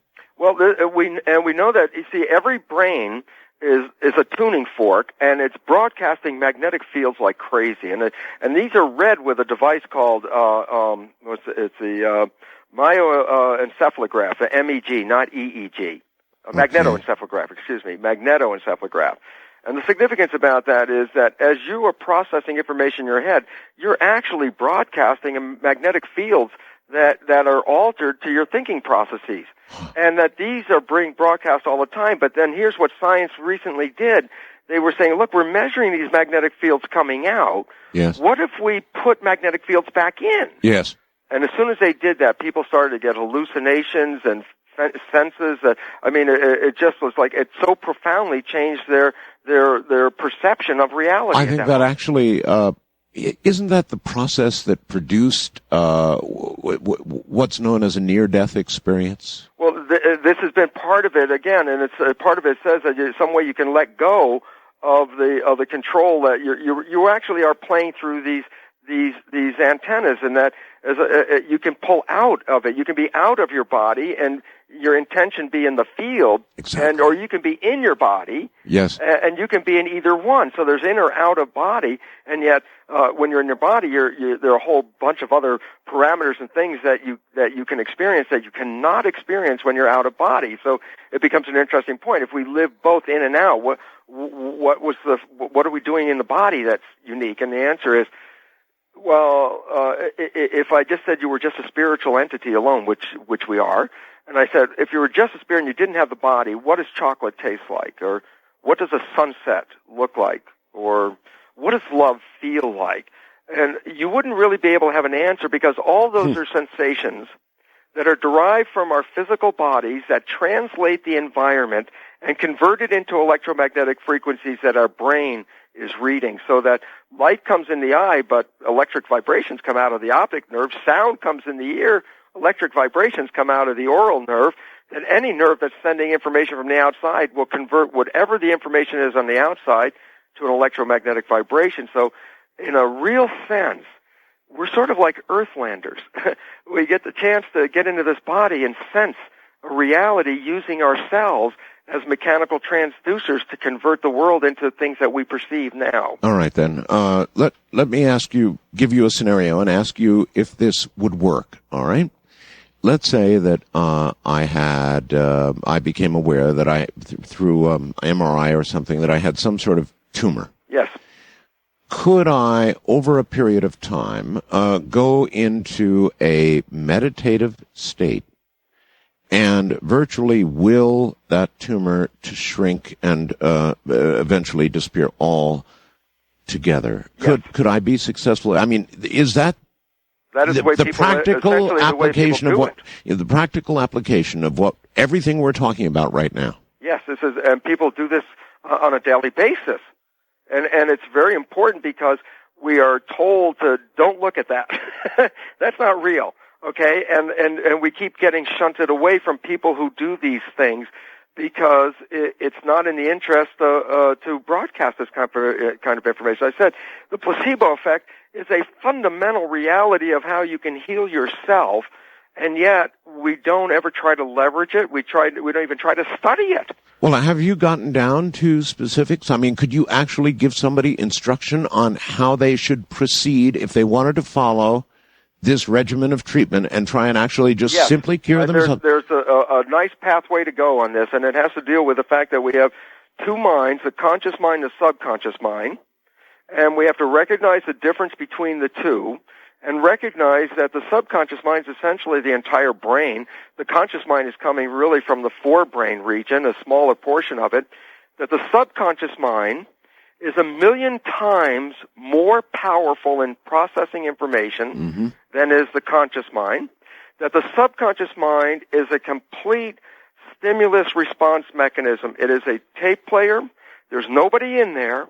It is programmed, and especially the first 6 years of our lives, our brain activity is designed that we actually don't express alpha activity, which is consciousness, until about 6 years of age. That the first 6 years, our brain is predominantly in delta and theta, which is called the hypnagogic state. And it is during those first 6 years that we learn all the rules of fitting into human society. And in addition, during that hypnagogic state, we also identify characters about ourselves that we are told by the outside people, like our parents, and we then record that in the subconscious mind. And here's the problem with the subconscious mind. There's nobody in there. It's a push-button response. As people say, oh, my God, that guy pushed my buttons. Bruce, is this why, for example, I can have a really intractable, I work a lot with electronics, an intractable problem. I just can't figure it out. I can work day and night to the point where I'm just ready to collapse in sleep and so angry that I can't figure it out. And so I go to sleep thinking about the problem. And so many times, Doctor, I wake up the next morning and sometimes within 10 minutes of waking up, if not right away, I somehow have figured out during the night, during my sleep, what was wrong, and I go in and kaboom, I fix what I couldn't fix otherwise in 2 days of conscious effort. Like you, all these very brilliant people in this world, from Newton to Einstein down, have all said the same kind of thing, is that they let go of the thing and they go out, and frequently it's an out-of-body issue. And at night, of course, this is an opportune time for doing that the information is out in the field and that we can download it, but the conscious mind can interfere with that. And this is the interesting part. It's sort of like the harder you try to do something, what is it? Just, you have to stop for a second and say, I'm making an effort, I'm working hard to get this done. That's right. The question is, why are you working hard? Give me the premise. And the premise is there somewhere is because the answer is not going to come easy, so I'm going to work hard. And guess what? Now it becomes a self-fulfilling prophecy. Your belief underlying it is, if it was going to come easy, you wouldn't have been working hard in the first place. So your belief is, it's not going to come easy. That's right. And then you work harder, and the harder you work is the less likely it's going to come until you give up. And the moment you give up, then the information is available to come in. But when you are working hard at something, it's a reason for it is there's an underlying belief that says it's not going to come easy. And so therefore, you perpetuate this by aggressively trying to get it to, make the world work the way you want. And it's like, no, you're pushing it farther away. And when you let go, and especially when you can be out of body, you have all this information available to you. It's bringing it back in. That's the hard part. I certainly have experienced that, and I would imagine many, many, many, many people in this audience have also experienced that. I mean, it's just an absolute truth, but the trouble is we've never known why it's true. It's all right. Hold on. We're at the bottom of the hour. Dr. Bruce Lipton is my guest, and he left a tenured position at a big university because he realized something all of a sudden about the very nature of ourselves. It may be that the instinctual knowledge that people have, that some of the kind of information you're hearing this morning is genuine and real, a sort of an instinctual knowledge, even though it seems far out and, kind of off into the, touchy-feely category, right? But people have this instinctual understanding that what they're hearing is the real McCoy, and I think that accounts for all the interest in it, Doctor. Well, I just want to give an opportunity to tell the audience that my website, brucelipton.com, has freely downloadable articles and references on everything we're talking about, because I didn't come into this because I was a wishful thinker and looking for spirituality. I had actually no handle on that at all and wasn't even looking for it. It was the cells that revealed it. And so what we're talking about is a scientific understanding that we're evolving. And this is why, for example, as you said, your program is starting to pick up. Things are going to start picking up because we are indeed on a course of an evolutionary jump, which, interesting enough, may even be actually by the time the Mayan calendar date 2012 arises, might actually manifest itself by then. So that there's a real change going on, and the world looks really freaky and scary, a lot of it, and it's interesting because it's sort of like a transformational time for human civilization. We're leaving behind the victimhood, and that we are evolving another level of consciousness as a community, not as an individual, but our community will start to become more self-conscious, more mammalian in its character, while the current kind of civilization is more of a reptilian civilization. It's conscious, but not self-conscious, and that's what's happening.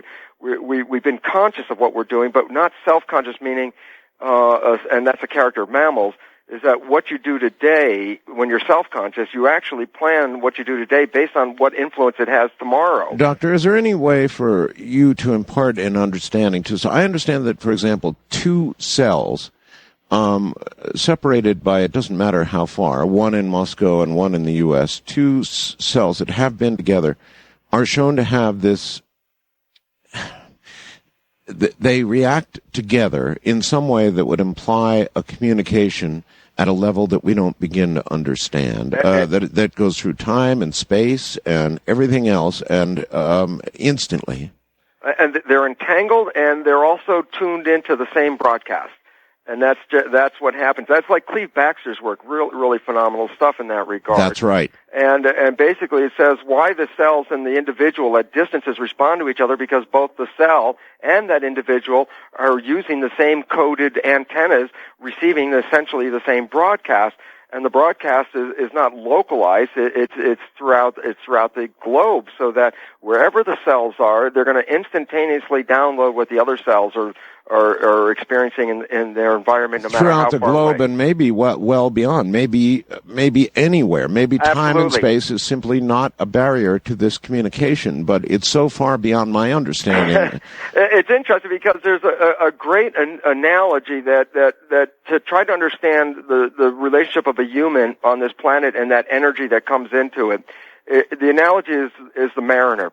The mariner, we send that to Mars because we can't go to Mars, and we want to know what the experience of Mars would be. So we send up a device, and it doesn't even look like a human. Right. But the reality is, it is completely set up with all kinds of human detection systems, cameras to see what's going on, temperature receptors to read the temperature, taste receptors to read the composition of what's going on. All these things are ways that, like a human would experience, and that information is gathered by the mariner and sent back by an antenna to the guy at NASA. Mm-hmm. Now, the guy at NASA is driving the vehicle, so he sends information to that vehicle via the antenna, right. And the information's downloaded, and then the experience of driving, the guy at NASA catches on how to drive by actually driving the vehicle and getting the feedback coming back from the system when he does certain maneuvers. Okay, but I understand at what level and how that communication occurs, or at least the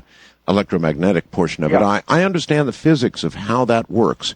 We don't begin to understand the physics of how the kind of cellular communication we were just talking about occurs. We don't even begin to... We're beginning to do that now because we're beginning to realize the conventional medicine has been looking at molecules in a Newtonian fashion, like they're lock and key, like two chemicals come together like puzzle pieces. Yes. And new physics is looking at the same molecules, the proteins that make up the body, and have recently, in the last few years, have totally been blown away by what they recognize is that the proteins respond to quantum mechanical fields, and that they're responding not to Newtonian fields at all. And why is this relevant? Because all of a sudden the interest about vibrations, harmonic resonance, constructive, destructive interference in the field is what's controlling the biology, and not the direct chemistry of a drug and a chemical interaction, for example. and it's hard because conventional biology does not, the people that are in that field, I was in that field, okay? And I could tell you, if I went around to ask physics questions to my colleagues in cell biology, I would get answers that were so weird because basically biologists, including myself when we did our stuff, never trained in physics. That would be you wouldn't jeopardize your grade point average to take a physics course to go to graduate school in biology. Yeah. And this is part of my wake-up call when I started to realize how this mechanism at the cell membrane worked. It's actually an organic computer chip, and that the keyboard are these antennas, and the antennas resonate like tuning forks to the environmental signals. So as a cell is in the field, there's all these tuning forks on the cell that are picking up complementary signals and converting those into biological information and then operating the cell. So all of a sudden, those things that become quantum mechanical weird become biological weird, and action at a distance and all these other kinds of things like that. Yeah, so to put all this into practical application, Doctor, I mean, people instinctively, I think, understand there's really something here, but you're fighting a well-established medical and scientific community that's going to say what you're talking about is just hogwash. And for what you're suggesting to work, people must believe it's true. Therefore, it must be proven conclusively, scientifically, and you've got some big barriers to overcome. Well, yeah, but we also are beginning to, actually, those barriers are falling, and that's why, like, the references on the website are very helpful. These are current things that are completely changing our established view. We've been sort of like horses with blinders on, being led down a path of genetic control, when it turns out that the reality is very clear now that whole thing was false. It didn't work that way. The Human Genome Project was a failure. A failure in what regard? It goes this way, is that we believe genes control life. To have that belief be real, we needed in excess of 140,000 genes to make a human being. And that was the minimum number. And it turns out the Human Genome Project reports that we only have 25,000 genes. We have the same number of genes as some of the most primitive organisms on this planet. And all of a sudden that emphasis that said, your answers are going to be in the genes, and it turns out they're not there. And that's why this is an exciting time, because letting go of the genes is the opportunity and step to say, if it's not the genes, then what is it? And that's when we get into, it's the way a cell perceives the environment and responds to the signals. And once you start to do that, you say, well, you're made out of cells. And the answer is, yep, all of them are perceiving the environment. And the images that our brain sends to regard to those perceptions are then what control the cell. So that, in fact, for example, we find out that 95% of cancer does not have a hereditary linkage. Meaning, it's not genetic running in families. 95% of cancer are people who get cancer by their response to the environment. And recently, even the American Cancer Society, the Cancer Society just came out like 10 days ago or something. They finally came out with a statement. It's an underestimate, we'll say right now, but they came out with a whopping 60-some% of cancer is totally avoidable by changing lifestyle and diet. And why is this important? Because we have been continuously groomed on the belief that we are victims of these genes. And then that's a belief. And then we expect things to happen. And when we start to expect things to happen, we don't realize that an expectation is a command from the central voice organizing the cells to select the program to meet the expectation. Self-fulfilling prophecies. It's exactly what it is. And I wasn't a religious person, and you go back to all the great prophets that came throughout time, and almost every one of them to a T said, It's how you believe your life is. Yeah, oh yes. That's what it's all about. Well, there is value in that, but I mean, you don't have to be of a specific religious No, it has persuasion. nothing to do with religion. It has to do with belief. Yes. Yes. And it's a belief about whether you think you are a victim, whether you think you have any power, and it becomes important because, and then all of a sudden, because people then say this way, well, listen, Bruce, I listen to what you said, and I have these positive thoughts, and I keep having these positive thoughts. These are my beliefs, and guess what? My life didn't change. And I'm going to say, yeah, I can understand why, because your positive thoughts come from your conscious mind, which processes presumably something on the order of 40 bits of data per second, and that's your conscious mind. And the subconscious mind, in the same time, is processing about 40 million bits of data, and the subconscious mind has all the programs in it. And here's the point: we didn't put most of those programs in without. We didn't have consciousness.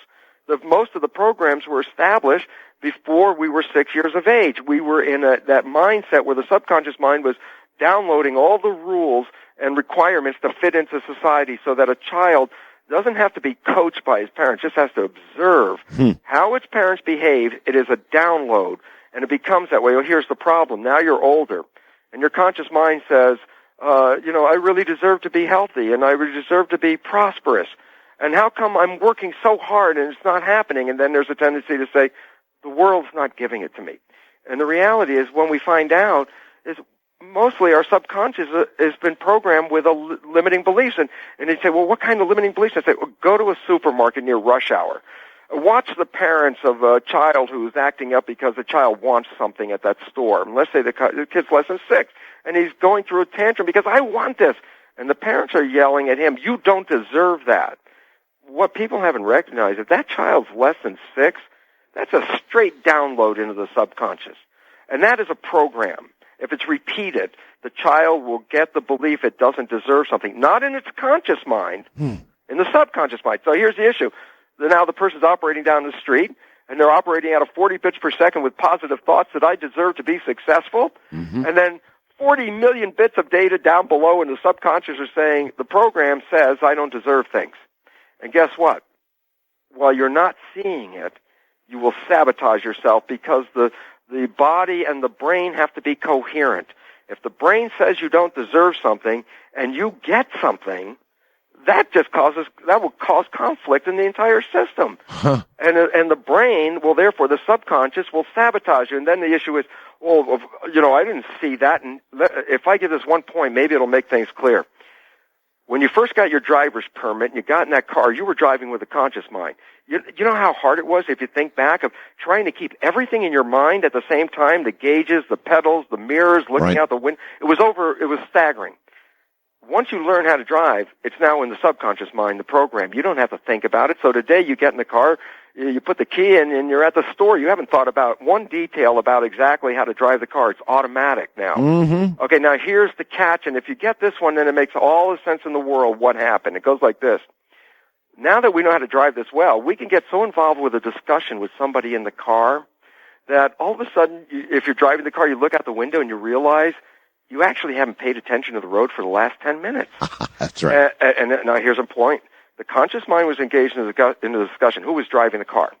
The subconscious mind. Now here's the catch. If you could get it, this is the whole catch. And I say, okay, your conscious mind's the discussion. The subconscious mind's driving the car. I ask you, did you observe how you drove the car during that 10 minutes? And the answer is, no, you didn't. Your mind was engaged in the discussion. That's right. And here's the point. Then you had no idea the actual way you drove the car, because when your conscious mind's busy, the subconscious mind, by its definition, is running the show. But your conscious mind was busy, so it didn't see. And here's the point. Then all the programs that are in our subconscious mind is now demonstrated as a clear point. 95% of our daily activity comes from this unconscious mind, meaning 95% of your life is playing from this part of the mind that you don't observe when it's doing it. And most importantly, the fundamental programs that you're operating from were actually programmed into your awareness before you were even conscious. And it's all you have to do is recognize, were you one of those kids that was like in that store and you heard from your parents, you're just an average kid. You don't deserve things. You're stupid. You're not smart. You can't play music. You're not good at art. Why? If these were in the program, then the subconscious mind with, a million times more power is going to play that program even if the conscious mind is saying, I can do it. Well, it's like shouting into the hurricane. It's like, no, the wind's blowing the other way here because the subconscious mind is so much more powerful. And that's why you talk about, well, then you have to use willpower. And the answer is, yeah, you're fighting yourself. And the issues are, and you brought up earlier, can you do something about it? And the answer is at some point, yes. If you identify the programs that are limiting you in this subconscious mind, you can rewrite them. But here's the failure, and this is, people's got to hear, the failure is this. There's nobody in the subconscious mind. Trying to talk to yourself and say, oh, I don't like that behavior, and I don't want to do that again. Well, that's nice, but there wasn't anybody there. The subconscious mind's a tape player. So I might as well give you a cassette tape, and then you put it in your player, and you push play, and then you realize you don't like that tape, and then so what do? You yell at the tape. Come on, play something different. I'm tired of this. Play something different. The point is this. How much yelling at the cassette tape is going to cause the program to change? And the answer is you can yell till you're blue in the face. That's right. The idea is what? There's nobody there. You have to go through a process, and there are processes that you can now get into these subconscious behaviors that we can't see that operate most of the time and control our lives, and that's why our consciousness is looking out the other side thinking, why is life so hard? As if the universe doesn't want to give you something, and we don't realize that we were sabotaging it on our own because we don't see that tape when it plays. All you have to do is talk to some people that that you can see that they're just like their parents, and you say, you're just like your mom. And when you say that to some woman, she will probably just shrink and go, what, are you kidding me?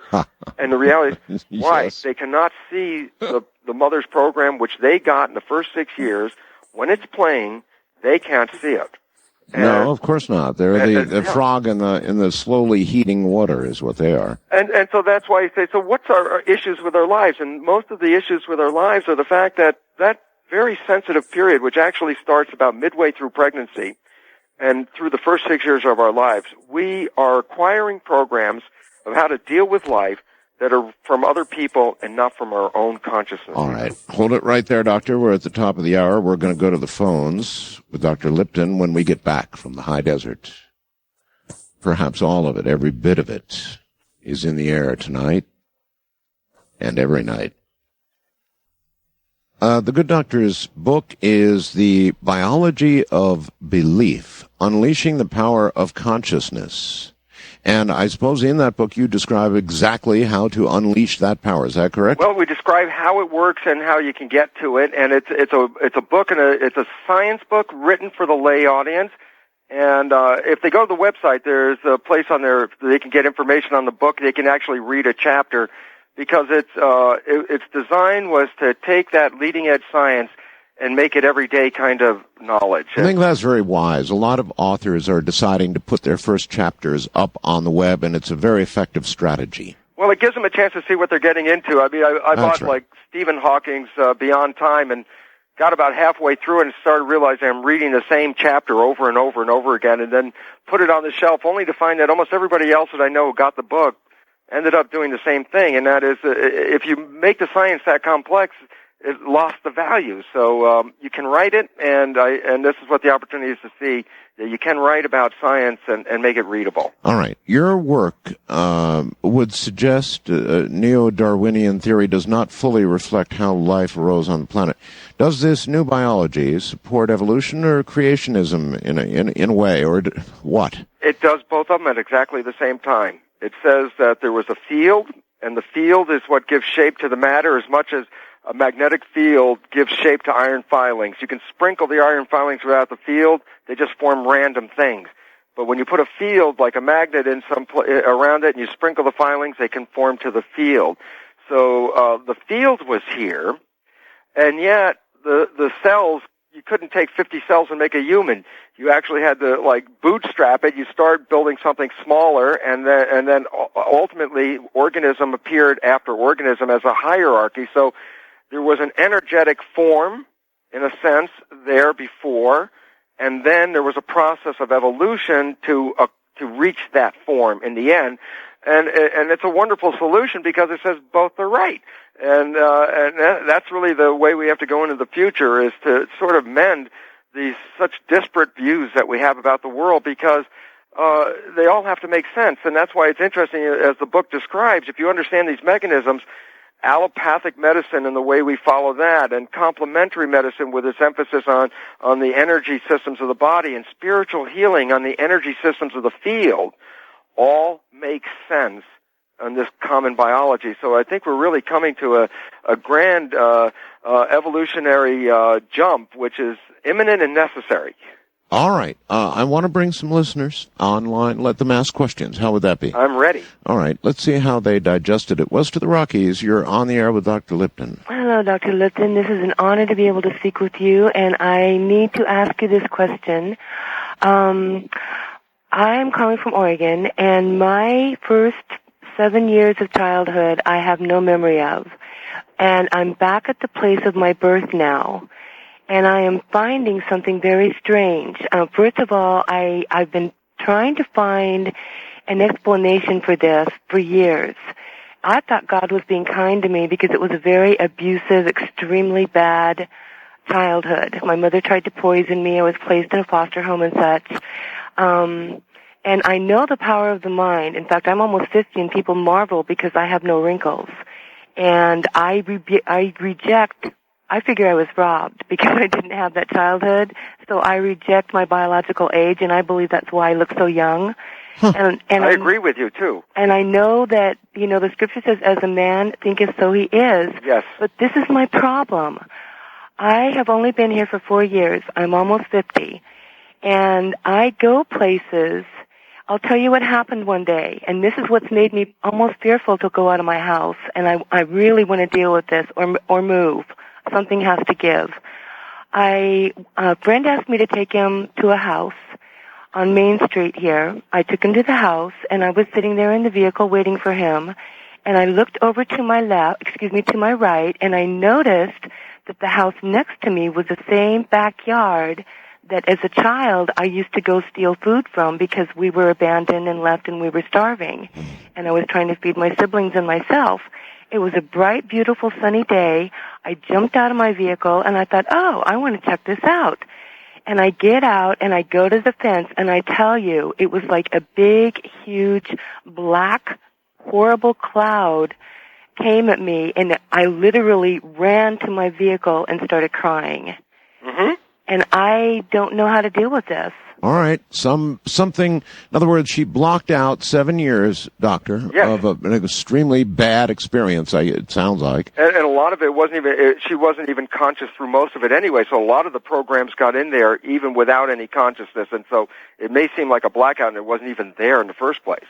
It's as though something pierced through and suddenly reminded her of something. It's stimulus response. It's the push button. It's the same kind of thing that some people out there in the audience will know. They get a certain smell, and all of a sudden that smell takes them right back to something early in their life. That's right. And the fact is that our experiences are like snapshots, but not just with eyes, but all the senses make a recording at that moment. The more intense the experience, the more intense even the smell, the sound, the other things that were not the main thing. But why is that important? Because it's sort of the body immediately says anything that is threatening of life, it will learn that, and every detail that happened at the same moment becomes part of that image. So if any other time you come back and find those stimuli come back in the field, it will immediately replay that tape again. And so that apparently this, whatever was horrible, that was so horrible that when these stimuli came into your field, immediately you had to shut it down because you did this when you were a child as well. And it was really important in that these are playback programs. These are the ones that, when people say somebody pushed my buttons, in this case, some place pushed your buttons. That's right. And immediately played that. And you got to get back to that. And this was the critical point, as I said, that our general belief is like cognitive therapy. So you go all these years, you hear all the abusive events, replay them all over again every time you hear them. And now you become consciously aware, and the issue is, did you change anything in the original subconscious program? The answer is no. and that is why it's not very successful until you go back in and change the program. A variety of ways to do that. Energy psychology is the new field of changing it, because you're really changing your memories, and the memories are not in the system. The memories are in the field, so to speak.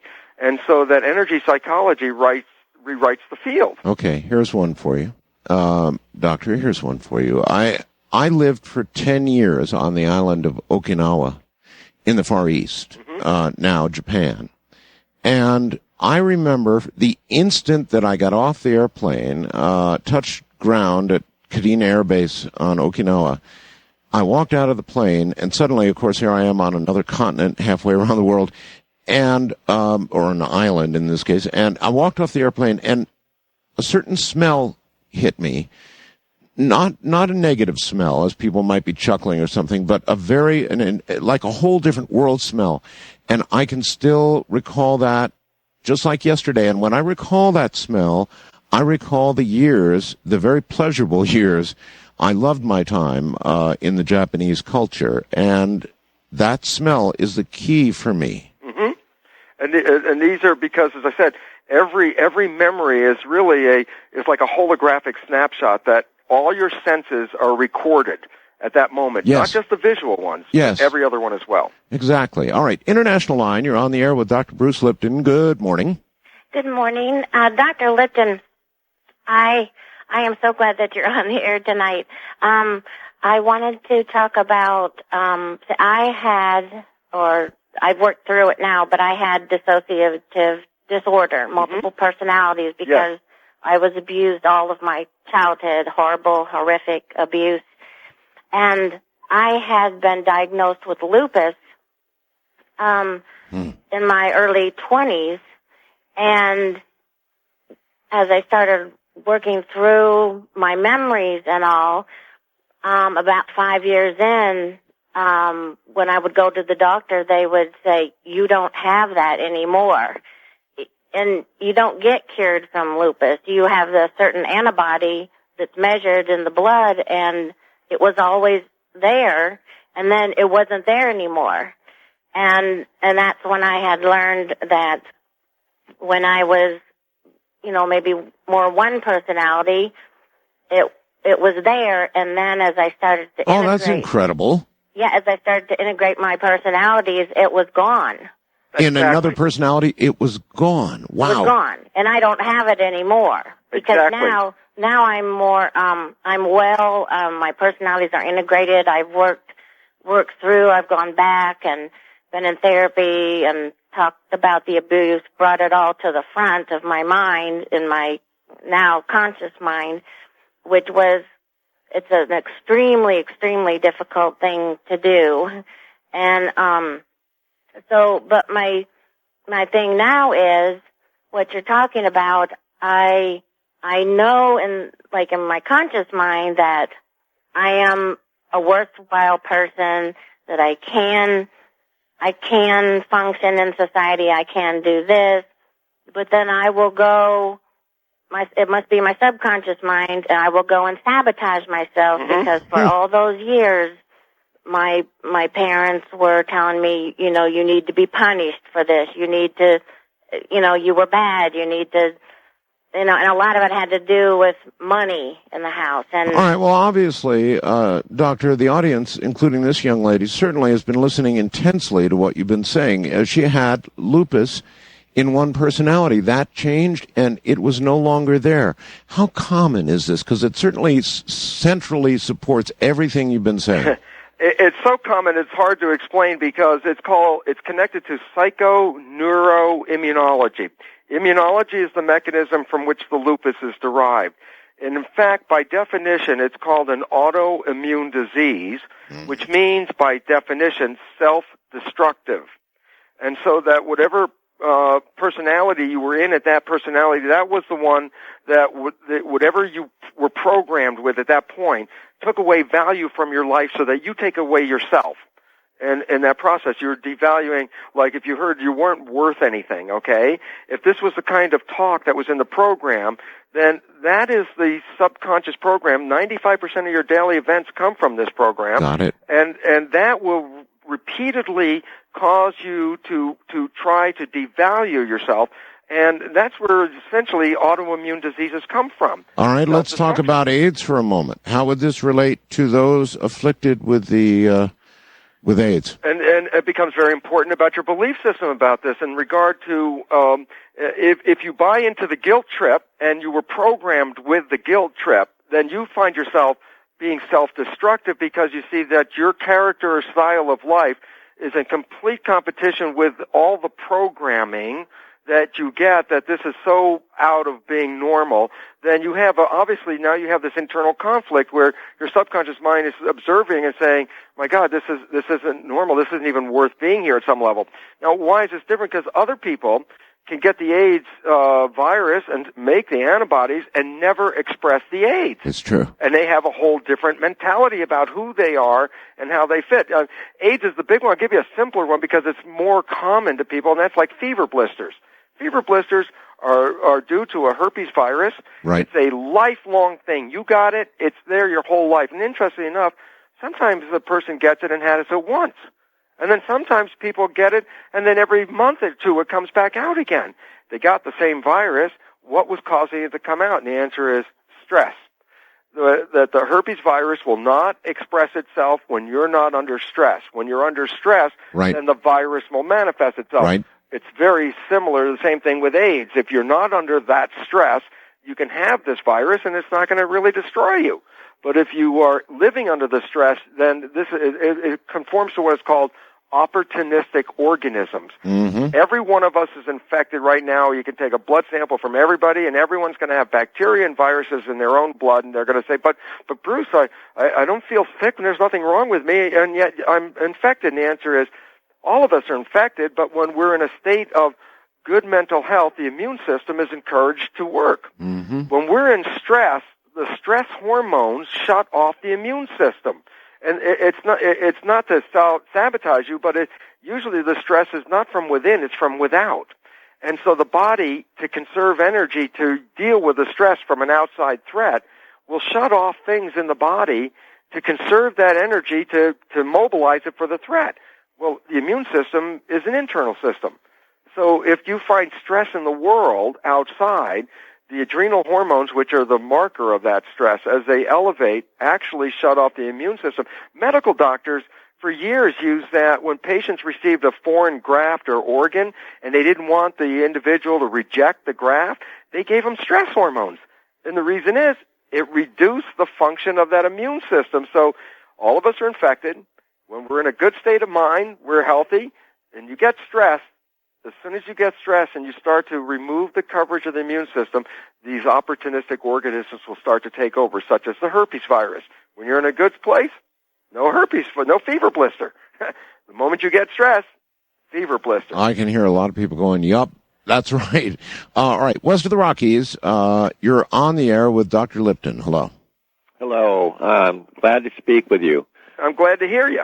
Yeah, Art, I have a question for you. With all the mind consciousness experiments in which I participated in, if the doctor had his choice to do an experiment with all of his expertise, what would he choose to do an experiment in using your program touching tens of millions of people to maybe get a verification? All right, just as a mental exercise, we can do that, sure. All right, doctor, if we have, or seemingly have concluded that the power of many minds is indeed a greater power. I don't know whether you agree with that or not, but the concentration of millions of minds on some manifestation is greater than that of a single mind with Absolutely. respect to world events or the environment or however you would apply it. And the question was, if you could have your choice to have millions of minds attempt to do something, what would you try? Well, my attempt, of course, is to really see that we're going someplace. As a civilization, we're in a very important state of flux right now, and we could get there easier. except that there's a lot of resistance from the people in the establishment because it really means an undoing of the power structure and a redistribution of the power back to the individuals, us, in this process. And that we're going to go through this evolution. Do we need to struggle and fight? And the answer is no. Can we become more conscious? And that's really what the destination is all about. So your wish for the concentration of millions of minds would be? To open up consciousness so that people will realize that they are creating their world, and as a result, there's a responsibility to make that creation in such a way as to provide for the survival of the planet and ourselves. So it's like owning responsibility because we are that powerful, as you've demonstrated by collecting that power. So you simply want it understood. Your wish would be for it to be understood universally. Absolutely, because the evolution is just an evolution of awareness, and that's basically what it is. When we stop long enough one day to recognize, I am not a victim, I am powerful, I just have to stop buying the victim mentality and separate myself from the images. I mean, for example, one of the important ways that I find of surviving and doing very well on this planet is not to participate in everybody else's view of the horror that yes. it is. It's not horrible, except that if you get enough people to believe it is, then that manifestation is real. I'm looking for this evolution. It's going to happen. It could happen easier, but I have a feeling we're going to have to hurt a little bit in the process of learning it. Yeah, I think you're right. All right. Hold on, Doctor. Dr. Bruce Lipton is my guest as we cruise through the night, hopefully with some new understanding this morning. I can feel it. A lot of this hit you right between the eyes this morning, didn't it? I'm Art Bell. Here's a good one from Dino in Leawood, Kansas, who says, does the doctor think, because we're so conditioned to think we're going to die at a certain age, that we believe we're going to die at a certain age, that it causes it to happen? Doctor? This is very, very much right on exactly what it's all about. And even our own collective belief that we live to be 90 as a ripe age is actually turning out to be a great misunderstanding that we probably could live to be easily 140 years or more with our understanding of the new biology, which is important because it said that actually one of the things that's causing us to age the most is our food, that we're eating ourselves to death, that they found that all long-lived organisms that appeared to be mutants, they wanted to find out what genes were controlling what gave them long life, and it turned out every long-lived organism actually was a defective mutant. It interfered with their digestion, and they thought, well, what if you just reduce the food? And then all of a sudden they found that they started to put these lab animals on minimum, absolute minimum, like starvation diet level. Yes. Doubled their lifespan. Doubled their lifespan. Because the byproducts of the food, apparently, especially the free radicals, are very destructive of the nervous system, and that is one of the primary reasons why we go that way. And then, of course, the secondary reason is when you expect to go, because it's a conditioned belief that becomes, remember, we're all these tuning forks, that you're talking about how does that thought manifest itself when a large number of people get together is because if you get all the tuning forks to be coherent and start playing the same beat in a sense, that the number of people that get involved actually cause things to become materialized. Doctor, wasn't it the Native Americans who had and I think some Eskimos as well, who had a custom that basically when they were going to die, they either went off into the wood as a Native American and just sat for a few hours and then died, or launched themselves on an iceberg out into the middle of nowhere and promptly died. In other words, they had some sort of ritual involved. They knew they were going to die, and sure enough. Yeah, and it was easy for them as well because they never had a doubt that there was this other side of this life, this transitional phase, that they never had any doubt about the reality of their continued existence in this environmental field. And of course, when we have doubt about that, then the last thing you really want to do is die, because then you think, well, that's the end. And these people, they had no fear of that, and their lives were completely different in that regard. And look, people who lose loved ones die almost like that themselves. That many people that Yes. lose a loved one will die within a very short time because Absolutely nothing was right. wrong with them. It was just that they just felt that the continuation of life at that point wasn't worth it. And so their brain promptly cooperated? Yes. And, yeah, I get it. And the cells were obedient. Right. I've got it. First time caller line, you're on the air with Dr. Lipton. Good morning. Hello? Hello? Yes, hello. Yeah, hi, how are you today? Just fine, sir. Hey, thanks very much. I appreciate the conversation. There's so much that can be talked about in this fascinating field, so thank you, Dr. Lipton, for being on the air. Well, thanks for listening. That's even better. Yeah, right on. So I've been sitting here thinking what to ask, and I kind of, I'm curious about how our behavior is affected by, like, electromagnetic fields right around the body. In reading and listening to people who talk about, chakras that have a tangible effect either within a Newtonian plane or some quantum plane. So I'm curious, like the concept of a spiraling energy, let's say a spiraling energy out of the top of the head. From your framework, how does that affect our behaviors or our beliefs? And then how would, is it plausible then if we can change with our intent or, say, passing our hand through the top of our head to change that energy field dynamic and consequently affect our beliefs or behaviors? Yeah, this has been a historic perspective that people have always known about their ability to control their behaviors with their beliefs, that it was an energy field. Mm-hmm. That is also known that from a scientific level, that we also know that external energy fields do influence biology. That's where I wanted to go with this. There's research for 100 years about electromagnetic fields and pulsing fields, turning cells on and off, their Yes. DNA synthesis, RNA, protein synthesis, their differentiation, their cell divisions, their behaviors, neural growth, on and on and on. Again, a lot of these references are all on my website. And why is it relevant is because all of these are published in mainstream scientific journals about energy fields influencing the fate of cells.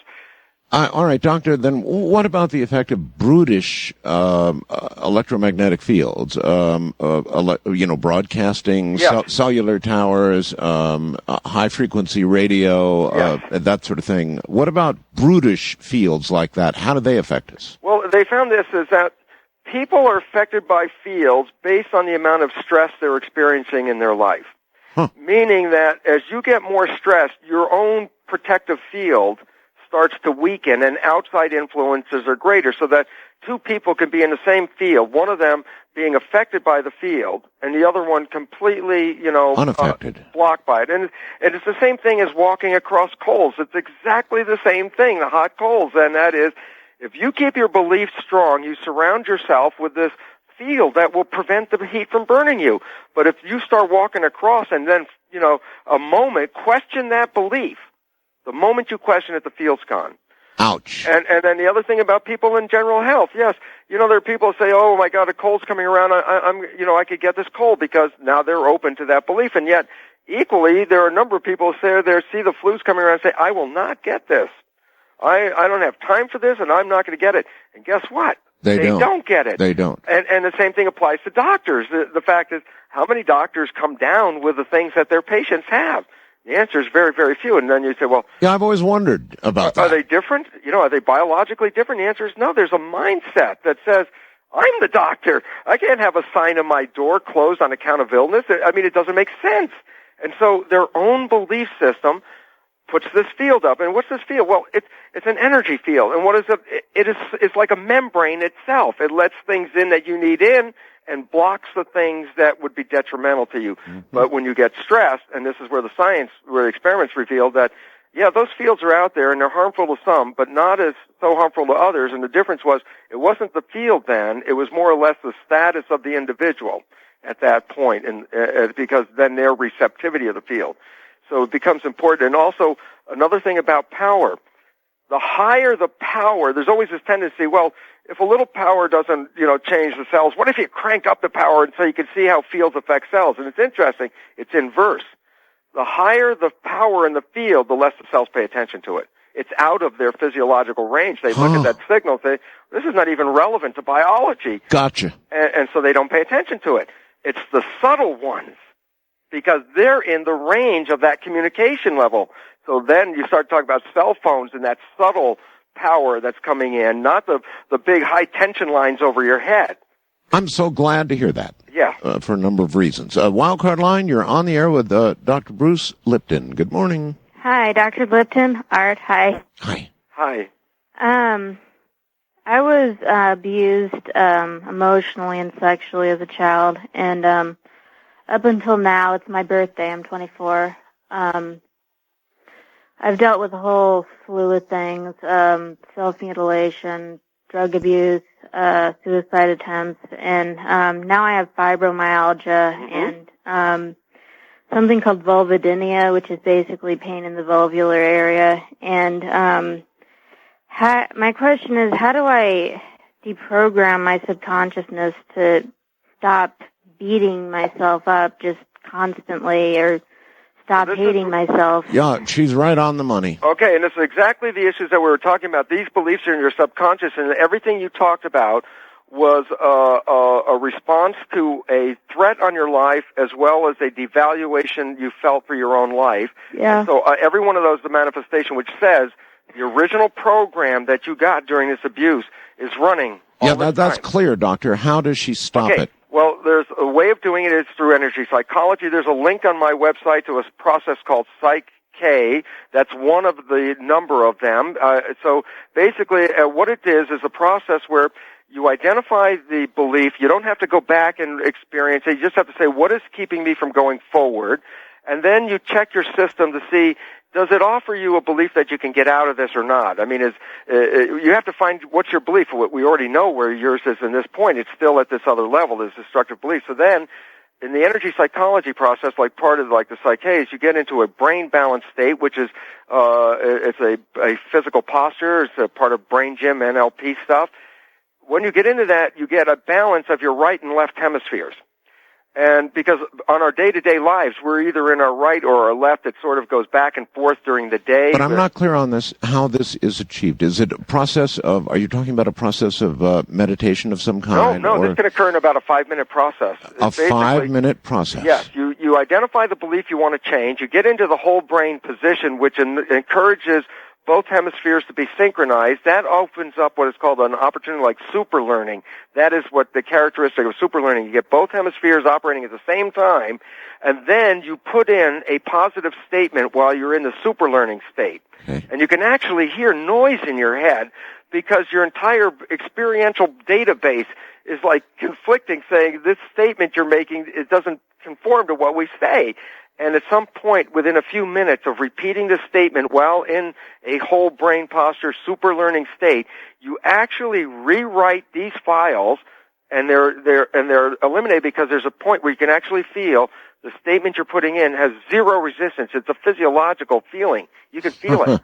And at that moment, what you've done in a super learning state is take thousands of files of experience and rewrite the perception. And so you've rewritten your own program. You've rewritten your program, and it's not doing it through talking to the subconscious. It has nothing to do with that. In a sense, you first have to get into the brain balance state. That's like pushing a record button. And because when we learn our experiences, those early ones especially, we are in a brain balance state. So every experience has both like a logical component and an emotional component. If you then get older, and after you get out of that childhood age, you don't really stay in a brain balanced state. You're either in the emotional side or the logic side. Well, here's the point. Try to adjust, if you're in the logic side of your brain and you're trying to change a program, you haven't dealt with the emotional side of it because that's not operating now. And vice versa. If you're in the emotional side, then the logical things, what happen, don't make sense. And so, and the issue is brain balance opens up a window which leads to a status that's similar to super learning, and you actually can download a belief that will rewrite a database, and it usually takes about 5 minutes for each particular belief statement that you need to correct about the value of your life and who you really are, the divinity within you, which has been beaten out of you in that sense. That's amazing. All right, east of the Rockies, you're on the air with Dr. Lipton. Hi. Good morning, guys. I want to wish you both health and happiness. Thank you. Appreciate it. Thanks. Dr. Bruce, you mentioned 3 words earlier, quantum mechanical fields. Yes. And it's funny because that introduces a trinity into science that, quantum physics is the physical, mechanical, technological, and fields is basically the variable. Yes. Now science is starting to be seen as the new basic religion, which is a trinity unto itself, being biological, chemistry, and philosophy. But it does break down into two things, being biological versus technological, the same way that the ultimate holy trilogy comes down to Father, Son, and Holy Spirit, blah, blah, blah. But it comes down to right and wrong. Okay, I didn't mean to go there. But as far as nanotechnology goes, yes, it's kind of a catch-22, isn't it? Who do you see winning out? Because you need nanotechnology to go ahead and get in there and influence cells, yet at the same time, can the cells overcome any nanotechnology that might be, tapped into or hacked into? Well, what's the nanotechnology part that you're referring to that's required? As far as diseases, as far as what has been propagated on this show even, especially through George's show, for nanotechnology, from what they can do for diseases or the cells themselves. Does consciousness win out, or does technology win out? The significance of the way I would look at it is that consciousness does, because the genetic system is highly adaptive, and it also does improvisation. In other words, the genetic system isn't controlling us, but the organism is adjusting its genes to conform and survive in its environment. So you can start by giving bacteria penicillin, and you kill most of them. Guess what? Some of them in there start to read that penicillin, change their genetic structure, and as a result create a protein that is displayed on the surface of the cell, like an antibody that blocks the penicillin. And then the intelligence goes one step further, and it says after it can block this penicillin, it can grab it and block it, it learns how to take the same molecule and break the penicillin. So after a short time, those bacteria that are first resistant, that's right, then learn to eat it. And all this says what? Is like, well, the technology, you could put something in the field, but guess what? Over a period of time, the intelligence of the system can control its environment and change its genetics to create what it needs to adapt and survive in an environment. And that's essentially how we got here. And the belief that it was Darwinian, that this was accident, in recent science, which is the stuff like described in the book, the recent science says, no, there are actual mechanisms that cells have to generate variation in their genes when they find stress, because the only way out is to change the system. Well, that's really rushing the process of evolution right along, isn't it? And that's why there have been mass extinctions, and in the briefest of time in regard to evolution, all new species came out. Yeah. It's like, and where'd they come from? It didn't come from Darwinian theory. It would have taken extra millions of years for them to show up. They show up in hundreds of thousands of years, not millions of years. It said, no, organisms are these devices, they're cells, that they are adaptable. They get into an environment, they read that environment, they adjust their biology to manifest a complement to that environment. And then, of course, it's the part where they read the environment when you translate that to humans. So do we read the environment, but then we also get teachers, and so that we buy these interpretations of the environment that we never even experienced, and we buy them from others, and then they become real as if we created them ourselves. All right, your book, The Biology of Belief. When is everybody going to be able to get it? It's available all the time. It's on Amazon. All right. What about this first chapter? When are you going to put that up? That's on the website right now. Oh, you've already got it there. You can go on the website. There's a Belief book. It says book site information. Click on that, and you'll get all the details of the book. And for those on this show that buy the book, actually, when they click on the website, brucelipton.com, there's also a free gift. If you buy a book from this show, you'll get a chapter from a wonderful book called Healing Yourself, Healing the Planet, an important insight into the fact that we are indeed on an evolutionary track right now that is going to cause something to happen in the next few years. And those people that are aware with consciousness are going to be able to get through this, and those people that are not acting with consciousness are going to be lost, and it's just going to be like a very strange world coming up. It's kind of strange every day now, actually. Boy, you're not kidding. Yeah, and we are on a destination. We are, in fact, leaving behind a reptilian society and acquiring a mammalian society, and that is the difference is a reptilian society is run by dinosaurs, big corporations, with little awareness, and they think with a reptilian consciousness. So like Ike's reptilian people, they're there not in reptile form. They're there in consciousness, meaning that they're doing things today without ever thinking about what this means to our planet tomorrow. All right, and on that note, we've got to go. We're out of time. Oh, I'm so sorry. It's been an absolute pleasure. What a classic show you've done. Doctor, thank you. Thank you so much, Art. Good night, my friend. All right, there he is, Dr. Bruce Lipton. That was quite a program, perhaps a classic. That's it for tonight. We'll see you tomorrow night as, believe me, a classic weekend continues.